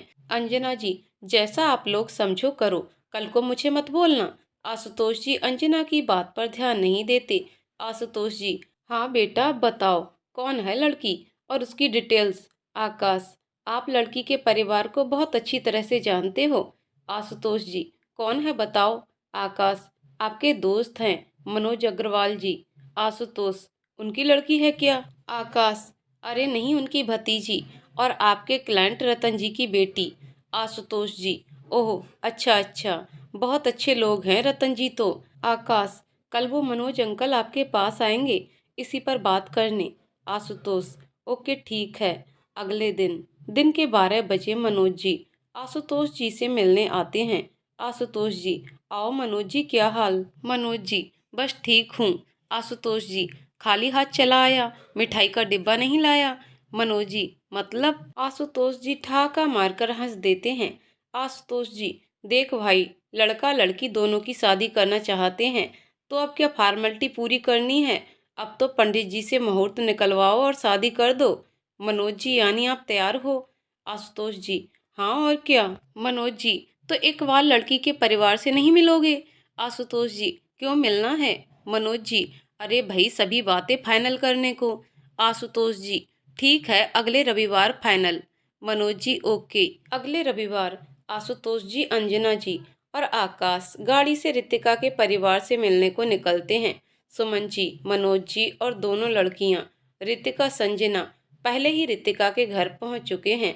मनोज जी, रतन जी, व्यवस्था पूरी हो गई क्या। लड़के वाले आते होंगे। रतन जी, जीजा जी, व्यवस्था तो पूरी हो गई, पर ये तो पता चले कौन लोग हैं, क्या करते हैं, कहाँ के रहने वाले हैं।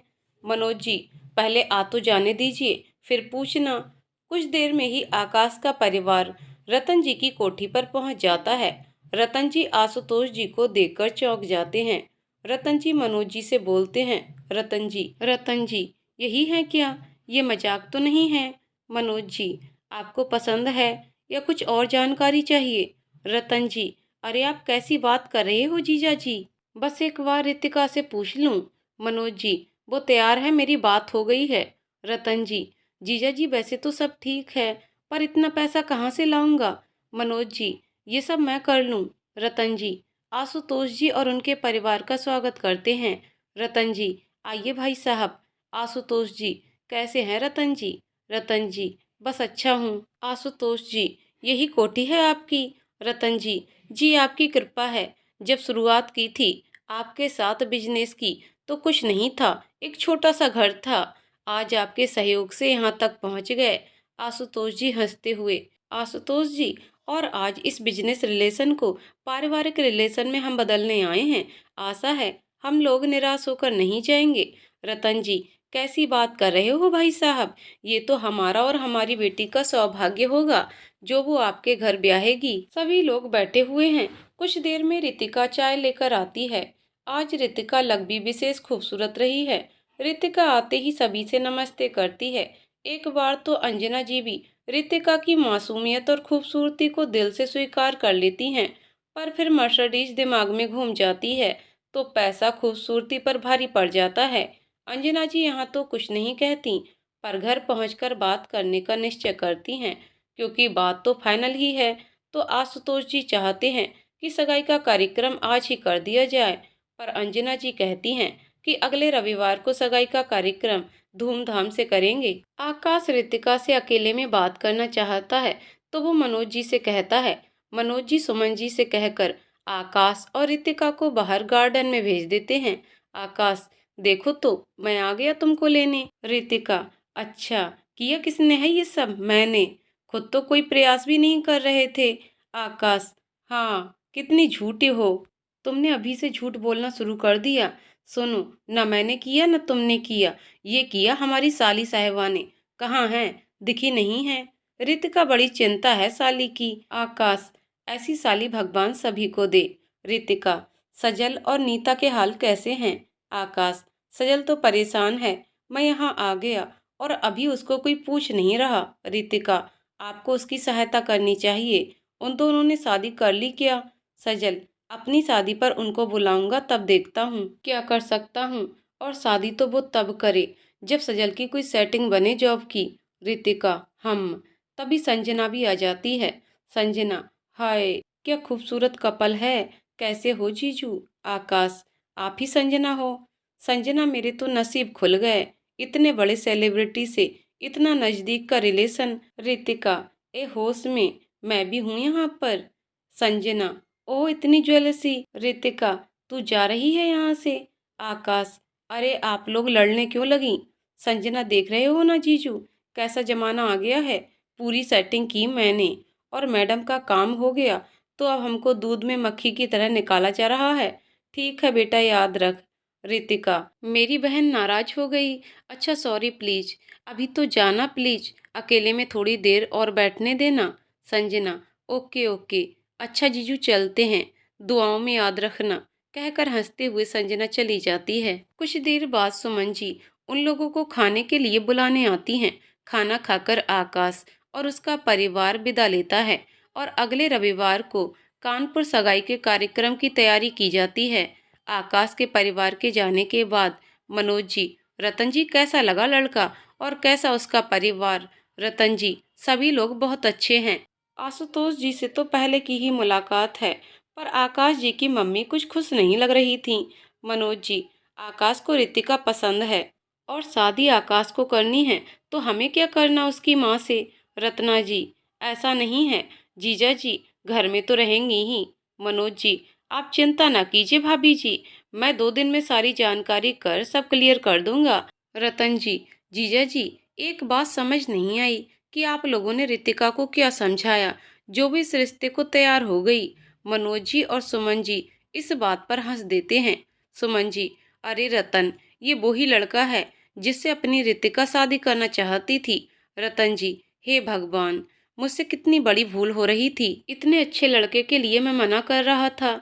सुमन जी, अब सब अच्छा हो गया ना, तो तैयारी करो सगाई की। रतन जी, वो लोग कानपुर में करने की कह गए हैं सगाई, तो आप लोगों को ही व्यवस्था देखनी है। मनोज जी, ठीक है, लेकिन एक बार तो आपको भी आना ही पड़ेगा, संडे से पहले। तभी वहाँ रितिका और संजना भी आ जाती हैं।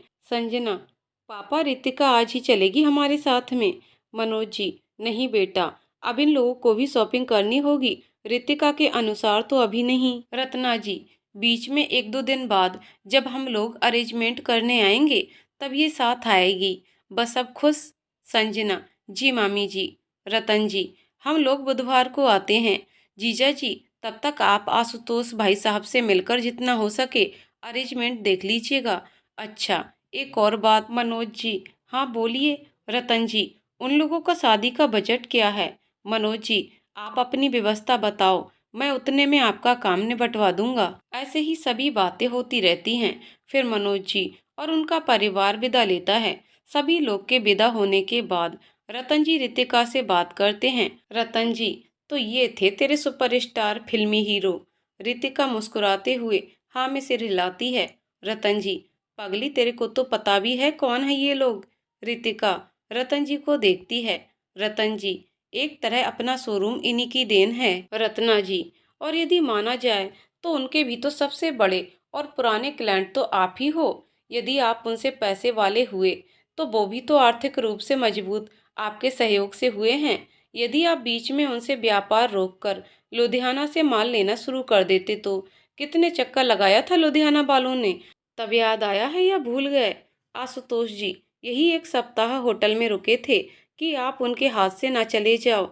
जब उनको विश्वास हो गया कि आप कहीं नहीं जा रहे, तभी तो वो गए थे। रतन जी, हाँ मुझे याद है। पर रितिका, तुझे पता थी आकाश इनका बेटा है? रितिका, नहीं पापा, बस ये एक संयोग है। रतन जी, लेकिन मैं बहुत खुश हूँ। मेरी बेटी की पसंद पर मुझे गर्व है।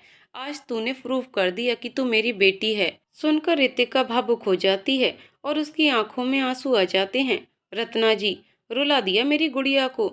चुप पागल, क्यों रो रही है? रितिका, नहीं मम्मी, ये तो खुशी के आंसू हैं। उस दिन जब आपने और पापा ने मुझे मना किया तो मैं समझ ही नहीं पा रही थी कि क्या होगा। रतन जी, लेकिन सुमन दीदी का भी जवाब नहीं है। बहुत समझदार हैं। उन्होंने भी सारा कुछ समझकर ही हर कदम आगे बढ़ाया। रत्ना जी, और आपने मेरी गुड़िया का दिल दुखा दिया। ये सुनकर रितिका रत्ना जी के सीने से लग जाती है। रतन जी, वह क्या बात है? सारा दोषारोपण मेरे ऊपर, जैसे आप तो इस पर नाराज हुई ही नहीं थी। रत्ना जी मुस्कुराते हुए, वो तो मेरी मजबूरी थी आपकी हाँ में हाँ मिलाने की। रतन जी, देख रही है रितिका, कितनी जल्दी बात बदल गई तेरी मम्मी। रितिका, अरे तो आप लोग नाराज हुए तो मेरे भले के लिए ही, और अंत भला तो सब भला। अब सब अच्छा हो गया है ना, तो अब क्यों वो सब बात कर रहे हो? रत्ना जी, क्या करूं, तेरे पापा से लड़ने का कोई तो बहाना ढूंढूं। वैसे तो लड़ते ही नहीं हैं। उधर आकाश के घर पर अंजना जी, देखो मुझे तो समझ नहीं आ रहा ये रिश्ता। आशुतोष जी, अंजना जी आप केवल पैसा देख रही हो, मैं इंसान देख रहा हूँ। मुझे याद है वो दिन जब मनोज जी मुझे पहली बार इनके पास लेकर गए थे, और केवल एक बार में कहने से उन्होंने मुझे यही कहा कि जो माल बने सब मेरा, पहले आप बाजार में बेचना, फिर जो बचे वो मेरे शोरूम पर भेज देना। एक तरह अपना शोरूम मुझे ही दे दिया। कितना माल ऐसा भेजा जो बिक नहीं रहा था, पर कभी कोई पैसा नहीं काटा। और याद है जब उनके शोरूम पर लुधियाना वाली पार्टी चक्कर लगाने लगी तो वो उधार भी देने को तैयार थे, पर अपनी हैसियत नहीं थी उधार देने की। तब भी मुझे मना नहीं किया, ना ही लुधियाना वाले से एक पैसे का माल लिया। आपको याद है, मैं एक सप्ताह होटल में रुका था लुधियाने वाले के चक्कर में। उसका सारा खर्चा भी उन्होंने ही पेमेंट किया, मुझे एक पैसा भी नहीं देने दिया। आकाश, मम्मी फिर भी आप ये सब उस इंसान के लिए कह रही हो। अंजना जी, अब देख लो आप लोग, कहकर अंजना जी अपने रूम में चली जाती हैं। आशुतोष जी, आकाश तू चिंता मत कर, तेरी मम्मी की आदत है, धीरे धीरे सब ठीक हो जाएगा। आकाश, जी पापा। 3 दिन बाद रतन जी, रत्ना जी और ऋतिक रितिका सभी लोग कानपुर आते हैं। सुमन जी सभी का स्वागत सत्कार करती हैं और मनोज जी को फोन कर देती हैं। कुछ देर में ही मनोज जी घर आते हैं।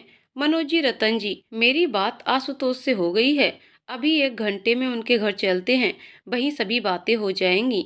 रतन जी, ठीक है, पर पहली बार जाएंगे तो मिठाई, फल और गिफ्ट क्या क्या ले जाना है? मनोज जी, फल मिठाई तो ऋतिक और सगुन बाजार चले जाएंगे और ले आएंगे, और ऋतिका संजना और बहू सान्या के साथ ब्यूटी पार्लर चली जाएगी, तैयार होकर आ जाएगी। भाभी जी, आप सुमन के साथ गिफ्ट ले आओ, मेरे मिलने वाले एक ज्वेलर्स हैं, वहां से गिफ्ट मिल जाएगा। रतन जी, मैं और आप? मनोज जी हंसते हुए, हम लोग को तो रुपए गिनने हैं, वैसे इन लोगों को ये सभी काम निपटा कर आने दीजिए, तब तक अपने लोग सभी कामों की लिस्ट बना लें, जिससे आशुतोष से डिस्कशन में आराम रहेगा। रतन जी, हम बात तो सही है। लगभग 1 से 1.5 घंटे में सभी लोग आशुतोष जी के महलनुमा बंगले में पहुंचते हैं। वहां की भव्यता देख रतन जी खुद को छोटा महसूस करते हैं। रतन जी, जीजा जी, ये तो बहुत पैसे वाले हो गए हैं, अब तो इतने पैसों में रिश्ता हो जाएगा ये।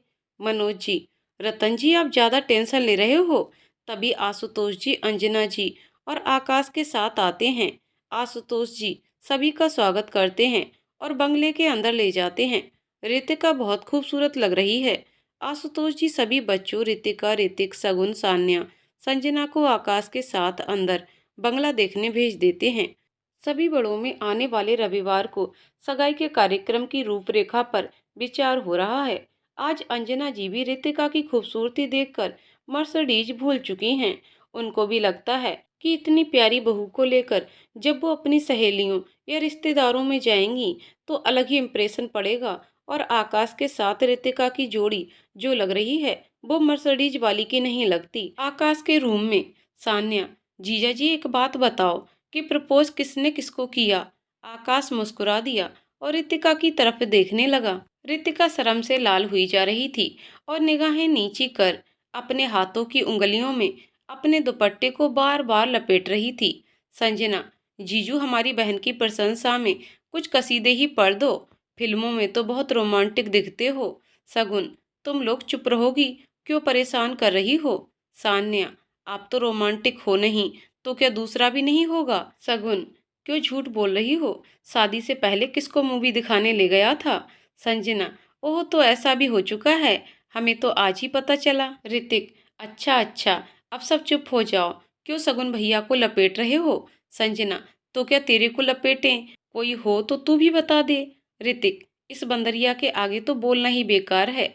जीजा जी ये जो कह रही है कर दो। संजना, करना तो पड़ेगा ही, क्योंकि जब प्रपोज किया था तब चम्मच मीठे चावल की थी, पर आज तो सब व्यवस्था है। अंगूठी तो आप सगाई वाले दिन पहना देना, आज तो केवल एक खूबसूरत फूल ही दे दो। रितिका, तू चुप रहेगी संजना की बच्ची, तुझे सब इसीलिए बताया था कि तू सबके सामने बोलकर हम लोग का मजाक बनाए। तू रुक, घर पहुंचने दे, तब बताती हूँ तुझे। आकाश, ओके ओके, मैं तैयार हूँ, अब आप सब पीछे हो जाओ। सब लोग पीछे होने लगते हैं। आकाश, आप कहाँ चली रितु जी, प्रपोज तो आपको ही करना है, आप यहीं रुकिए। सान्या, ओह क्या यार है, रितिका से सीधे रितु। सान्या सगुन की तरफ देखते हुए, हमें तो किसी ने प्यार से कोई निकनेम दिया ही नहीं। संजना, अब तो भाभी आप भैया पर गलत आरोप लगा रही हो, आपको सोनू कौन कहता है। सान्या सगुन की तरफ देखने लगती है। सगुन, मुझे क्या देख रही हो, मैंने कुछ नहीं बताया। संजना, तो क्या आप लोग बताओगे नहीं तो पता नहीं चलेगा, दीवारों के भी कान होते हैं। सान्या, आपको घर पर देखती हूँ। संजना, यार जो देखो हमको धमकी दे रहा है। अब सब चुप, आकाश जीजू को देखो।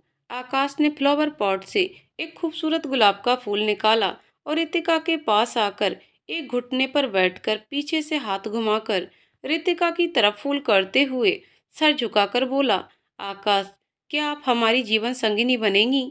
रितिका ने मुस्कुराकर सर को हाँ में हिलाकर वो फूल ले लिया। सभी ने तालियां बजाकर उन दोनों का स्वागत किया। आकाश, रुको रुको, एक जरूरी बात, ये फूल जो मैडम के हाथ में है ना, अब ये मैडम की खूबसूरती से चिढ़ गया है और गारंटी है कल सुबह तक इनकी खूबसूरती से ज्वेल्स होकर दम तोड़ जाएगा। रितिका आंखें टेढ़ी करते हुए, अच्छा ज्यादा नहीं बोल रहे आप। सगुन, आकाश जी चुप हो जाइए, केवल आपका दर्द मैं ही समझ पाऊंगा। सभी लोग ये सुनकर हंस देते हैं।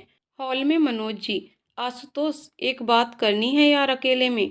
आशुतोष जी मनोज जी को अलग ले जाते हैं। आशुतोष जी, हाँ बोल। मनोज जी, देख रतन जी की इतनी हैसियत तो नहीं कि तेरे लायक पैसे खर्च कर सके शादी में, तो कैसे क्या कहूँ उनसे। आशुतोष जी, मनोज याद है वो दिन जब तू मुझे पहली बार इनके शोरूम पर ले गया था, तब मेरी औकात क्या थी। उस दिन व्यापार के लिए झोली फैलाई थी और आज बहू के लिए झोली फैला रहा हूँ। वो अपने जिगर का टुकड़ा मुझे दे रहे हैं और तू पैसों की बात कर रहा है। पहले तो मुझे कुछ नहीं चाहिए, फिर भी जो भी दें, बेटी दामाद को दें, सब शर्माते हैं। बस बेटी को विदा कर जाएंगे, वो बेटी मेरे घर बहू बनकर आ जाएगी, मेरे लिए यही बहुत है। रह गई शादी में खर्च की बात, तो वो मैं कर लूँगा, उनको कोई टेंशन नहीं लेनी है, समझ गया। मनोज जी, यार तू तो यारों का यार है, दिल जीत लिया तूने तो। आशुतोष जी, तो आज इसी बात पर पार्टी दे, बहुत दिन से तूने दी नहीं है और नंबर तेरा ही है पार्टी देने का। इस बात पर दोनों हंस पड़ते हैं। आज रविवार है, आकाश और रितिका की सगाई का दिन। कानपुर के सबसे आलीशान होटल में कार्यक्रम आयोजित किया जा रहा है। रतन जी के सभी मेहमान आ चुके हैं। कुछ देर में ही आशुतोष जी का परिवार तथा उनके मेहमान उपस्थित होने वाले हैं। मनोज जी होटल के इस लॉन का जहां कार्यक्रम है वहां देख रहे हैं कि कहीं कोई कमी तो नहीं रह गई। कुछ देर में रितिका ब्यूटी पार्लर से तैयार होकर आ जाती है। रितिका बिल्कुल स्वर्ग की अप्सरा लग रही है। रितिका के साथ सान्या और संजना भी तैयार होकर आ गई हैं। तभी पीछे से एक परिचित आवाज रितिका को सुनाई देती है। रितिका पीछे देखती है तो नीता खड़ी है। रितिका, इतनी देर कर दी तूने यार। नीता हंसते हुए, आज तो तू इतनी खूबसूरत लग रही है कि मैं लड़का होती तो तेरा किडनैप कर लेती। रितिका, तू सुधरना मत। अब तू जल्दी तैयार हो, मेरे ही रूम में चल और जल्दी तैयार हो जा। आकाश और उनके घर वाले आते ही होंगे। और सजल कहाँ है? रितिका रत्ना जी से नीता को मिलवाकर होटल के एक रूम, जो कि रितिका के लिए रिजर्व किया गया था, में जाती है। रितिका, नीता सजल कहाँ है? कैसे हाल चाल हैं उसके? आया नहीं है क्या? नीता अपसेट होकर, मेरा ब्रेकअप हो गया। रितिका चौंक जाती है। ऐसा क्या हो गया? नीता, आकाश के इंडस्ट्री छोड़ने के बाद सजल के पास कोई काम रहा नहीं। कहीं उसको जॉब मिल नहीं रही थी। फिर एक दिन मेरी शादी को लेकर बहस हो गई और सब खत्म हो गया। कहते कहते नीता रो पड़ी। रितिका, अब अभी तो चुप हो जा नीता, कल मुझसे मिलकर जाएगी तू। नीता आंसू पोंछते हुए, ठीक है। नीता तैयार होने लगती है। तभी संजना और सान्या रूम में आती हैं। सान्या, दीदी आकाश जी और उनके परिवार के लोग आ गए हैं। तैयार रहना, कुछ देर में बुलावा आने वाला ही है। रितिका, भाभी जरा मुझे देखो, कहीं कोई कमी तो नहीं लग रही। सान्या, अरे आप बहुत प्यारी लग रही हो। कुछ देर में नीता भी तैयार हो जाती है। रितिका सान्या और संजना को नीता से मिलवाती है। तभी ऋतिक और सगुन आते हैं और रितिका को लॉन में लाने के लिए कहते हैं। रितिका सान्या संजना और नीता के साथ लॉन में कार्यक्रम स्थल पर पहुंचती है। वहां आकाश पहले से बैठा है। आज तो आकाश भी सपनों के राजकुमार जैसा लग रहा है। नीता मुस्कुराते हुए, स्वागत है आकाश जी। हमने बोला था आपको, जब आप हमारी प्यारी सी बहन को ब्याहने आएंगे तो सबसे पहले स्वागत में हम ही खड़े होंगे। आकाश, थैंक्स नीता जी। सजल तो कह रहा था कि आपकी तबीयत ठीक नहीं है, इसलिए आप नहीं आ पा रही हो। आप आई अच्छा लग रहा है, लेकिन सजल और आप अलग अलग क्यों आए हो? तभी नीता की नज़र सजल पर पड़ती है, जो पीछे खड़ा है। सजल को देखकर रितिका और नीता दोनों चौंक जाती हैं और नीता तो असहज हो जाती है। रितिका आकाश से बहुत धीमी आवाज में, इन दोनों में ब्रेकअप हो गया है। आकाश, क्या? आकाश नीता को देखता है, फिर सजल को देखता है। आप दोनों कल मुझसे मिलकर जाना।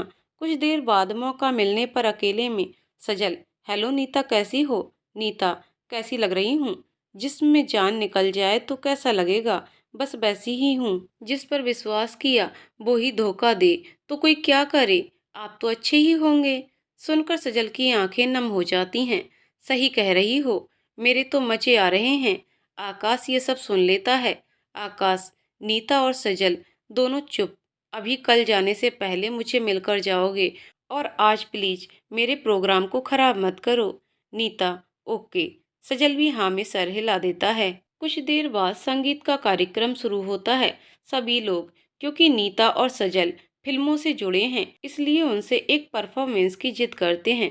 सभी की जिद के आगे मजबूर होकर दोनों लोग एवरग्रीन गाने डोली सजा के रखना के ऊपर परफॉर्मेंस देते हैं।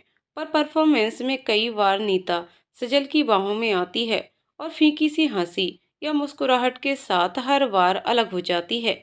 आकाश और रितिका के अतिरिक्त कोई भी कुछ समझ नहीं पाता। हालांकि आकाश और रितिका की आज सगाई है, इसलिए दोनों बहुत खुश हैं, पर सजल और नीता की स्थिति से मन ही मन दुखी भी हैं।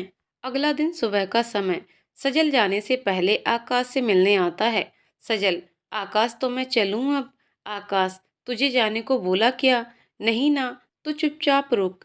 आकाश रितिका को फोन मिलाकर नीता की जानकारी करता है। रितिका अभी कानपुर में ही है और नीता उसी के साथ है। तो आकाश सजल को लेकर रितिका और नीता के पास होटल के रूम में आता है। आकाश और रितिका बेड पर बैठ जाते हैं। नीता सजल को देखकर जाने की कोशिश करती है। आकाश, पहले तुम दोनों यहाँ खड़े हो मेरे सामने। पर नीता आकाश की बात नहीं सुनना चाहती है। रितिका, नीता तू ज्यादा अकड़ मत दिखा। जिंदगी में मौका बार बार नहीं मिलता। चुपचाप खड़ी रहे यहाँ। ये सुनकर चुपचाप खड़ी हो जाती है। आकाश, अब तुम दोनों बोलो, क्यों लड़ रहे हो? सजल, कौन लड़ा है भाई? हम लोग मर्जी से अलग हुए हैं। आकाश, यानी अलग होने में तुम दोनों को कोई प्रॉब्लम नहीं है? सजल, सच में नहीं है। आकाश, तो फिर नीता तेरे यहाँ आने पर जाने की कोशिश क्यों कर रही थी? नीता, रितिका हल्का सा नाराज होते हुए, नीता तुम भी कुछ नहीं बोलोगी? फिर कह रही हूँ, आज मौका है, फिर जिंदगी भर अफसोस रहेगा कि समय था, बोला क्यों नहीं। ये सुनकर नीता टूट जाती है और वो रो पड़ती है। उसे देखकर सजल का गला भी भर्रा जाता है। सजल भर्राए गले से, प्लीज नीता चुप हो जा। नीता, क्यों? क्यों हो जाऊं चुप? होते कौन हो तुम मुझे चुप कराने वाले? सजल आगे बढ़कर नीता को गले लगा लेता है। सजल, प्लीज नीता चुप हो जा। नीता अलग होने की कोशिश नहीं करती, परंतु छोड़ो मुझे, क्यों पकड़ा है मेरे को? हो कौन तुम मेरे, जो मुझे ऐसे पकड़ लिया है? रितिका नीता के पास आती है और उसकी पीठ थपथपाती है। नीता सजल से अलग होकर रितिका से चिपक जाती है। आकाश, अब भी तुम दोनों यही कहोगे कि कोई बात नहीं है, मर्जी से अलग हुए हैं? नीता, आकाश, बात ये है कि सजल बेरोजगार है इस समय, और इस कारण मेरे पेरेंट्स इसे शादी के लिए तैयार नहीं हैं। वो चाहते हैं एक दूसरा रिश्ता है, मैं वहाँ शादी कर लूँ। मैंने इसको कोर्ट मैरिज के लिए बोला तो ये तैयार नहीं है। सजल, मैं इसे प्यार करता हूँ, बिना माँ बाप की मर्जी के शादी कर किसी की इज्जत पर दाग नहीं लगने दे सकता। मैं मानता हूँ इस पर बहुत दबाव होगा, पर मैं गलत तरीका नहीं अपना सकता। आकाश, नीता, यदि इसकी जॉब लग जाए तो तुम्हारे मम्मी पापा को कोई समस्या? नीता, समस्या है, उनको ये पसंद नहीं है, इसीलिए मौके का फायदा उठाकर मेरी शादी दूसरी जगह करना चाहते हैं। आकाश, ओह तो ये बात है। सजल, अब तू बोल, तू क्या करेगा? तेरी जॉब भी लग जाती है तो भी तो नीता के मम्मी पापा इस शादी को तैयार नहीं होंगे। सजल सर झुकाकर, इसीलिए तो मैंने ब्रेकअप किया है। नीता, यानी मेरी खुशी कोई मायने नहीं रखती आपके लिए? सजल चुप हो जाता है, उसकी आंखें भर आती हैं। आकाश, नीता सजल की जॉब तो लग गई, और वो भी पहले से कहीं ज्यादा दमदार और अधिक पैसों की। तुम अपने मम्मी पापा को बात करो कि वो क्या कह रहे हैं। सजल, कौन सी जॉब? आकाश, मैं अपनी एक नई यूनिट शुरू कर रहा हूँ जिसका ब्रांड नाम है रिया। रितिका का री और आकाश का आ। इस यूनिट में मेरी फैक्ट्री की सबसे ऊंची रेंज के कपड़े होंगे जो देश के नामी डिजाइनर डिजाइन करेंगे। इस यूनिट की पूरी जिम्मेदारी सजल तेरी होगी और यहीं पर उसकी असिस्टेंट नीता होगी। इसकी तुम दोनों को फोकस सैलरी के अलावा सेल पर कमीशन होगा। इसे साथ रहने के लिए फ्लैट और गाड़ी मिलेगी। अब बोलो क्या विचार है? सजल, ओ भाई, हमारे लिए इतना ना कर, हम इतने होशियार नहीं हैं कि ये सब संभाल सकें। आकाश, मूर्ख इंसान, नीता तुझे गालियां दे रही है तो सही दे रही है, कोई एहसान नहीं कर रहा मैं तेरे पर। मुझ पर इतना समय नहीं कि ये यूनिट भी संभाल सकूं। मुझे इस यूनिट के लिए भरोसे का इंसान चाहिए था, तो तुझसे ज्यादा कौन भरोसे का इंसान होगा? और तेरी जॉब का कॉन्ट्रैक्ट मैं पहले ही तैयार कर चुका था, कोई अभी इन बातों के विचार से नहीं आया। हाँ, असिस्टेंट के लिए नीता का विचार जरूर अभी आया। नीता हंसते हुए, ये तैयार नहीं है तो मैं तैयार हूँ इस जॉब के लिए। रितिका, अब बोलो, आपकी जॉब तो गई। सजल नीता से, मुझे असिस्टेंट बना लेना। आकाश, तू पागल है? घर में भी असिस्टेंट्स और ऑफिस में भी असिस्टेंट? अबे पागल, घर में तो तेरी चलनी नहीं है, यहीं ऑफिस में ही अपनी भड़ास निकाल लिया करना। सजल, हाँ भाई, तू ठीक कह रहा है, मुझे मंजूर है ये जॉब, बढ़िया ही मेरी जॉब हड़पने वाली, तू असिस्टेंट बन के रहेगी। नीता मुस्कुराते हुए धीमी आवाज में, जो बनाना चाहो बना लो, पर अब अलग मत हो ना प्लीज। रितिका, अब तो गले लग जाओ। सजल नीता को अपनी तरफ खींचकर गले लगा लेता है और नीता भी अपना चेहरा सजल की बाहों में छिपा लेती है। नीता, आप लोग यहाँ से जाओगे? हमको कुछ देर अकेला छोड़ दो। आकाश, कितने एहसान फरामोश होते हैं लोग, अपना काम बन गया तो यहाँ से जाओ। चलिए मैडम, अपना यहाँ कोई काम नहीं है। तुम दोनों सुन लो, हम बगल के रूम में हैं और चाय नाश्ता मंगा रहा हूँ, अपने गिले शिकवे मिटाकर 10 मिनट में आ जाओ। आकाश और रितिका दूसरे रूम में चले जाते हैं। सजल, नीता सॉरी यार, मेरी वजह से तुम्हारा दिल दुखा। नीता, बस सॉरी, आपको तो सजा दूंगी, बस एक बार शादी तो हो जाने दो अपनी। सजल, उफ, अब सजा भी मिलेगी। नीता, बिल्कुल। सजल, यार इतनी नाराजगी। नीता मुस्कुराते हुए, तो पहले शादी करो ना। दोनों लोग कुछ देर ऐसे ही हंसी मजाक करते रहते हैं। फिर आकाश और रितिका के पास आते हैं। रितिका, हो गया तुम दोनों का? आकाश, तुम दोनों सुन लो, अगले महीने हम दोनों की शादी है। अब तुम लोग अपनी फाइनल कर लो, कब शादी कर रहे हो? पंडित जी ने मुहूर्त निकाला है, उसके अनुसार हम लोग की शादी के 1 सप्ताह में नई यूनिट शुरू हो जाएगी। सजल, नीता तैयार हो तो उसी मंडप में हम भी फेरे ले लेंगे। नीता, मैं तो ऐसे नहीं ले रही, बिना मम्मी पापा और रिश्तेदारों के कोई मतलब ही नहीं है। आकाश, ओके ओके, बहस मत करो। नीता, तुम अपने मम्मी पापा से कहो कि ऐसे सजल की बिजनेस की सेटिंग बन गई है। अब वो लोग तुम्हारी शादी को तैयार हैं या नहीं? यदि तैयार हैं तो ठीक है, नहीं तो अब तुमको कहना ही पड़ेगा कि तुम सजल से शादी कर रही हो। सजल, लेकिन आकाश ये गलत नहीं है। आकाश, गलत है, पर माता पिता भी तो समझें। बस एक जिद कि सजल से शादी नहीं करनी, चाहे लड़की कुएं में फेंक दे। नीता, अभी मैं घर जा रही हूँ, वहीं बात करूंगी, और चिंता ना करो, मम्मी पापा को तैयार कर लूंगी। रितिका, ओके ओके, अब चाय नाश्ता कर लो, फिर इन लोगों के जाने का समय हो जाएगा। नीता, हाँ सही बात है। चाय नाश्ता कर कर आकाश और सजल चले जाते हैं। और कुछ दिनों बाद मुंबई में नीता के मम्मी पापा। मम्मी, नीता बेटा, ये एक रिश्ता आया है तेरे लिए, देख जरा। नीता, आपको पता है ना, फिर बार बार क्यों? मुझे कुछ नहीं देखना प्लीज मम्मी। पापा, हम बेटा तेरा भला ही चाहते हैं, एक बार देख तो ले। नीता, पापा मैं सजल से शादी करना चाहती हूँ। पापा, लेकिन हमें वो पसंद नहीं। मम्मी, बेटा उसके पास ना कोई काम है ना जॉब है, घर खर्च कैसे चलाएगा? धीरे धीरे बातें बहस में बदल जाती हैं और नीता का मूड खराब हो जाता है। नीता हल्की ऊंची आवाज में, पहली बात मैं जॉब कर रही हूँ और इतना कमा लेती हूँ कि हम दोनों का खर्चा चल जाएगा। दूसरी बात, आकाश एक नई फैक्ट्री लगाने जा रहे हैं, उसमें हम दोनों को पार्टनरशिप दे रहे हैं। पापा, बेटा जब ये होगा तब देखेंगे, लेकिन अभी कैसे कह सकते हैं? नीता, ठीक है पापा, जब ये हो जाएगा तब तो आपको कोई प्रॉब्लम नहीं है। पापा बेमन से, तब की तब देखते हैं। नीता अपने मम्मी पापा की बातों से संतुष्ट नहीं, इसलिए बहुत अपसेट होकर गुस्से में सजल को फोन कर अपने ऑफिस में बुलाती है। सजल, हाँ नीता बोल। नीता गुस्से में, अब जो मैं कह रही हूँ वो ध्यान से सुनो और सोच समझकर निर्णय लो। सजल, बोलो तो। नीता, ये मान लो मैंने अपना घर छोड़ दिया, अब मुझे आपसे शादी करनी है जल्दी से जल्दी। सजल, लेकिन सोचो तो, दुनिया क्या कहेगी? अभी ये लोग बात ही कर रहे थे कि नीता के पापा का फोन आ जाता है। पापा, नीता तो सजल से शादी करना चाहती है, चल हम तैयार हैं, पर बेटा ऐसा नाराज होकर न जाया कर, प्लीज घर आ जा बेटा। नीता भी भावुक हो जाती है। नीता, पापा अभी मैं ऑफिस में हूँ, अब तो शाम को ही घर आ पाऊंगी। पापा, ठीक है बेटा। नीता सजल से, पापा अपनी शादी को तैयार हैं। सजल, चलिए अच्छी बात है। नीता, शाम को तुम भी घर आ जाना। सजल, ओके। शाम को नीता के घर पर। मम्मी, नीता तू बेटा ऐसे नाराज मत हुआ कर, जब से तू नाराज होकर गई है तेरे पापा ने कुछ खाया भी नहीं है। नीता अपने पापा की तरफ देखते हुए, पापा आप पागल हो, आपको पता है सजल ऐसे शादी को बिल्कुल तैयार नहीं है, जब तक आप लोग आशीर्वाद नहीं दोगे वो मेरे को इस घर से लेकर नहीं जाएगा। वैसे पापा, आप लोगों को सजल से आपत्ति क्या है? पापा, अब कोई आपत्ति नहीं है, पहले थी। नीता, मतलब? पापा हमें फिल्मी दामाद नहीं चाहिए था, तेरे अनुसार अब उसको आकाश बिजनेस पार्टनर बना रहा है तो अब हमें कोई आपत्ति नहीं है। नीता, ओके मैं समझ गई, जिस दिन हमारी पार्टनरशिप में फैक्ट्री स्टार्ट हो जाएगी उस दिन तो शादी कर दोगे ना? पापा, उस दिन मैं चलूंगा तेरे साथ और सजल से माफ़ी मांग लूंगा और तेरे से शादी करने के लिए रिक्वेस्ट कर लूंगा।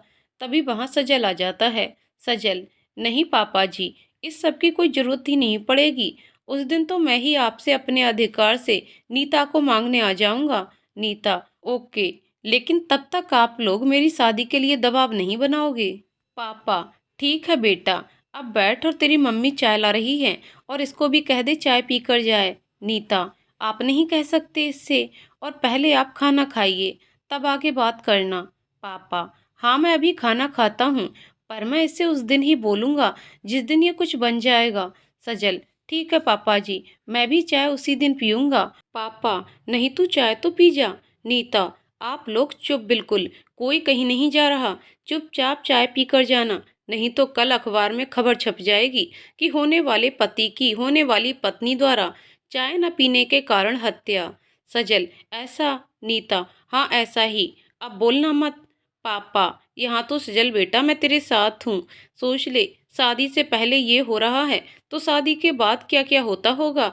मुझे ये सब झेलते झेलते 28 साल हो गए। मम्मी, क्या कह रहे हो आप? झेलते झेलते? कुछ तो शर्म करो, अपने होने वाले दामाद के सामने ऐसे बोल रहे हो। कौन तैयार हो जाएगा ऐसी शादी को? नीता, अब मम्मी आप चालू हो गईं। हे भगवान, कैसे घर में जन्म दे दिया। मम्मी, तू भी मुझ में ही कमी निकाल। ऐसे ही स्वस्थ माहौल में बहस होती रहती है। आकाश की शादी में मात्र 1 सप्ताह रह गया है। सजल को क्योंकि नई यूनिट का काम संभालना है, इसलिए आकाश ने उसे अभी से बुला लिया है। रितिका नीता से, नीता की बच्ची, वहाँ सजल 10 दिन से पहले आ गया और तू एंड टाइम पर आएगी। कुछ शर्म है कि नहीं? मेरी बेइज्जती कराकर मानना। नीता, हाय मेरी जान, शादी के लिए इतना उतावलापन, क्या क्या ख्वाब देखे हैं, पहली रात क्या क्या करेगी। रितिका, तू आ बस, तेरे को तो मैं देखती हूँ, इतनी गंदी बातें कहाँ से सीखी तूने। छी, मेरी सहेली ऐसी तो नहीं थी। नीता, कितनी सीधी बन रही है। उस दिन आकाश के फार्म हाउस में स्विमिंग पूल में तुम लोग क्या कर रहे थे, तब शर्म नहीं आई मैडम को? रितिका, तू मानेगी नहीं ना? नीता, बिल्कुल नहीं। अरे यार, तेरे को नहीं छेड़ें तो किसको छेड़ेंगे। रितिका, चल आ जा यार, तेरी बहुत याद आ रही है। नीता, परसों पहुंच रही हूँ, शादी के 2 दिन पहले। ओके। रितिका, ओके। उधर आकाश और सजल।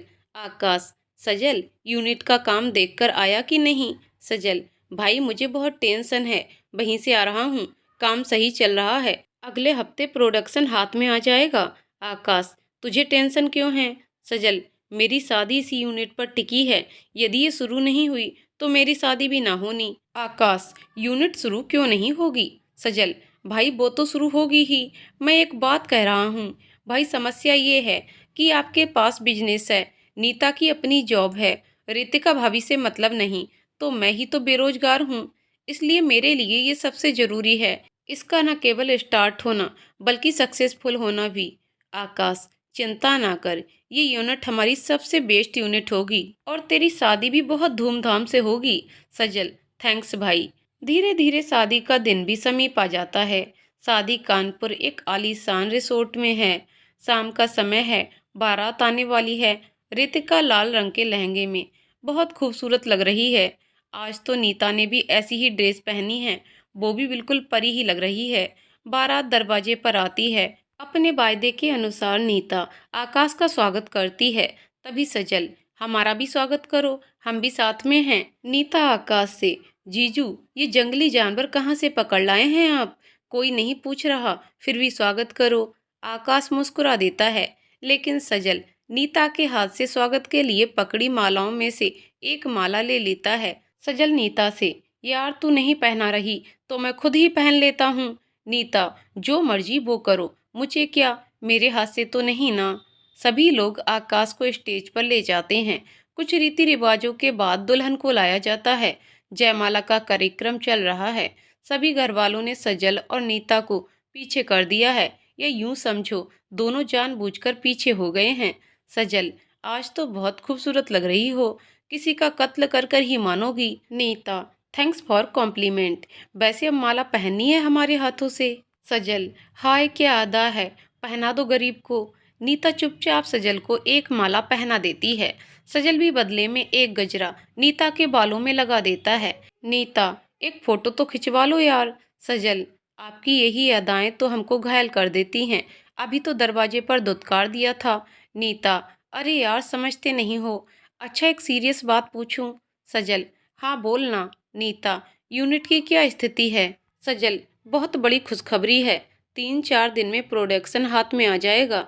Nita, thank God. सुनो, बस मेरे कहने से एक काम कर दोगे? सजल, क्या काम बोलो? नीता, जैसे ही यूनिट सही चलने लगे तो एक बार वृंदावन चलकर बिहारी जी के दर्शन करने चलेंगे। सजल, भगवान के कार्य में पूछना कैसा? जैसे ही यूनिट लाइन पर आएगी, अपनी शादी हो या ना हो, पर बिहारी जी के दर्शन करने जरूर जाएंगे। शायद उनके आशीर्वाद से हमारी सारी समस्याएं खत्म हो जाएं। नीता, शायद नहीं होंगी ही होंगी। सोचो, कहाँ तो आप छोटी मोटी जॉब ढूंढ रहे थे और कहाँ उस भगवान के आशीर्वाद से इतनी बड़ी यूनिट में पार्टनर, वो भी बिना पैसे लगाए। मेरे मम्मी पापा कैसे भी तैयार नहीं थे और आज वो भी तैयार हैं, तो ये सब हो तो रहा उन्हीं प्रभु के आशीर्वाद से है। सजल, सही कह रही हो। तभी कोई सजल और नीता को ढूंढता हुआ आ जाता है और कहता है कि आप लोग ही सजल और नीता हो क्या? आप लोगों को दूल्हा दुल्हन बुला रहे हैं। दोनों लोग आकाश और रितिका के पास आते हैं। आकाश, कहाँ थे तुम दोनों? बिना तुम्हारी ये शादी कैसे होती? अरे यारो, तुम लोग तो रितु को फार्म हाउस पर नहीं लाते तो कैसे मुलाकात होती और फिर कैसे शादी होती? इस बात पर चारों हंस देते हैं और इस तरह आकाश और रितिका की शादी हो जाती है। कुछ समय बाद नीता और सजल की भी शादी हो जाती है। सभी अपने खुशियों भरे जीवन में व्यस्त हो जाते हैं। तो दोस्तों, कहानी यहीं पर समाप्त होती है। तो दोस्तों, आपको कहानी कैसी लगी कमेंट करके ज़रूर बताइएगा। कहानी पसंद आई हो तो वीडियो को लाइक शेयर करें और चैनल को सब्सक्राइब करें। कहानी को पूरा सुनने के लिए बहुत बहुत धन्यवाद दोस्तों।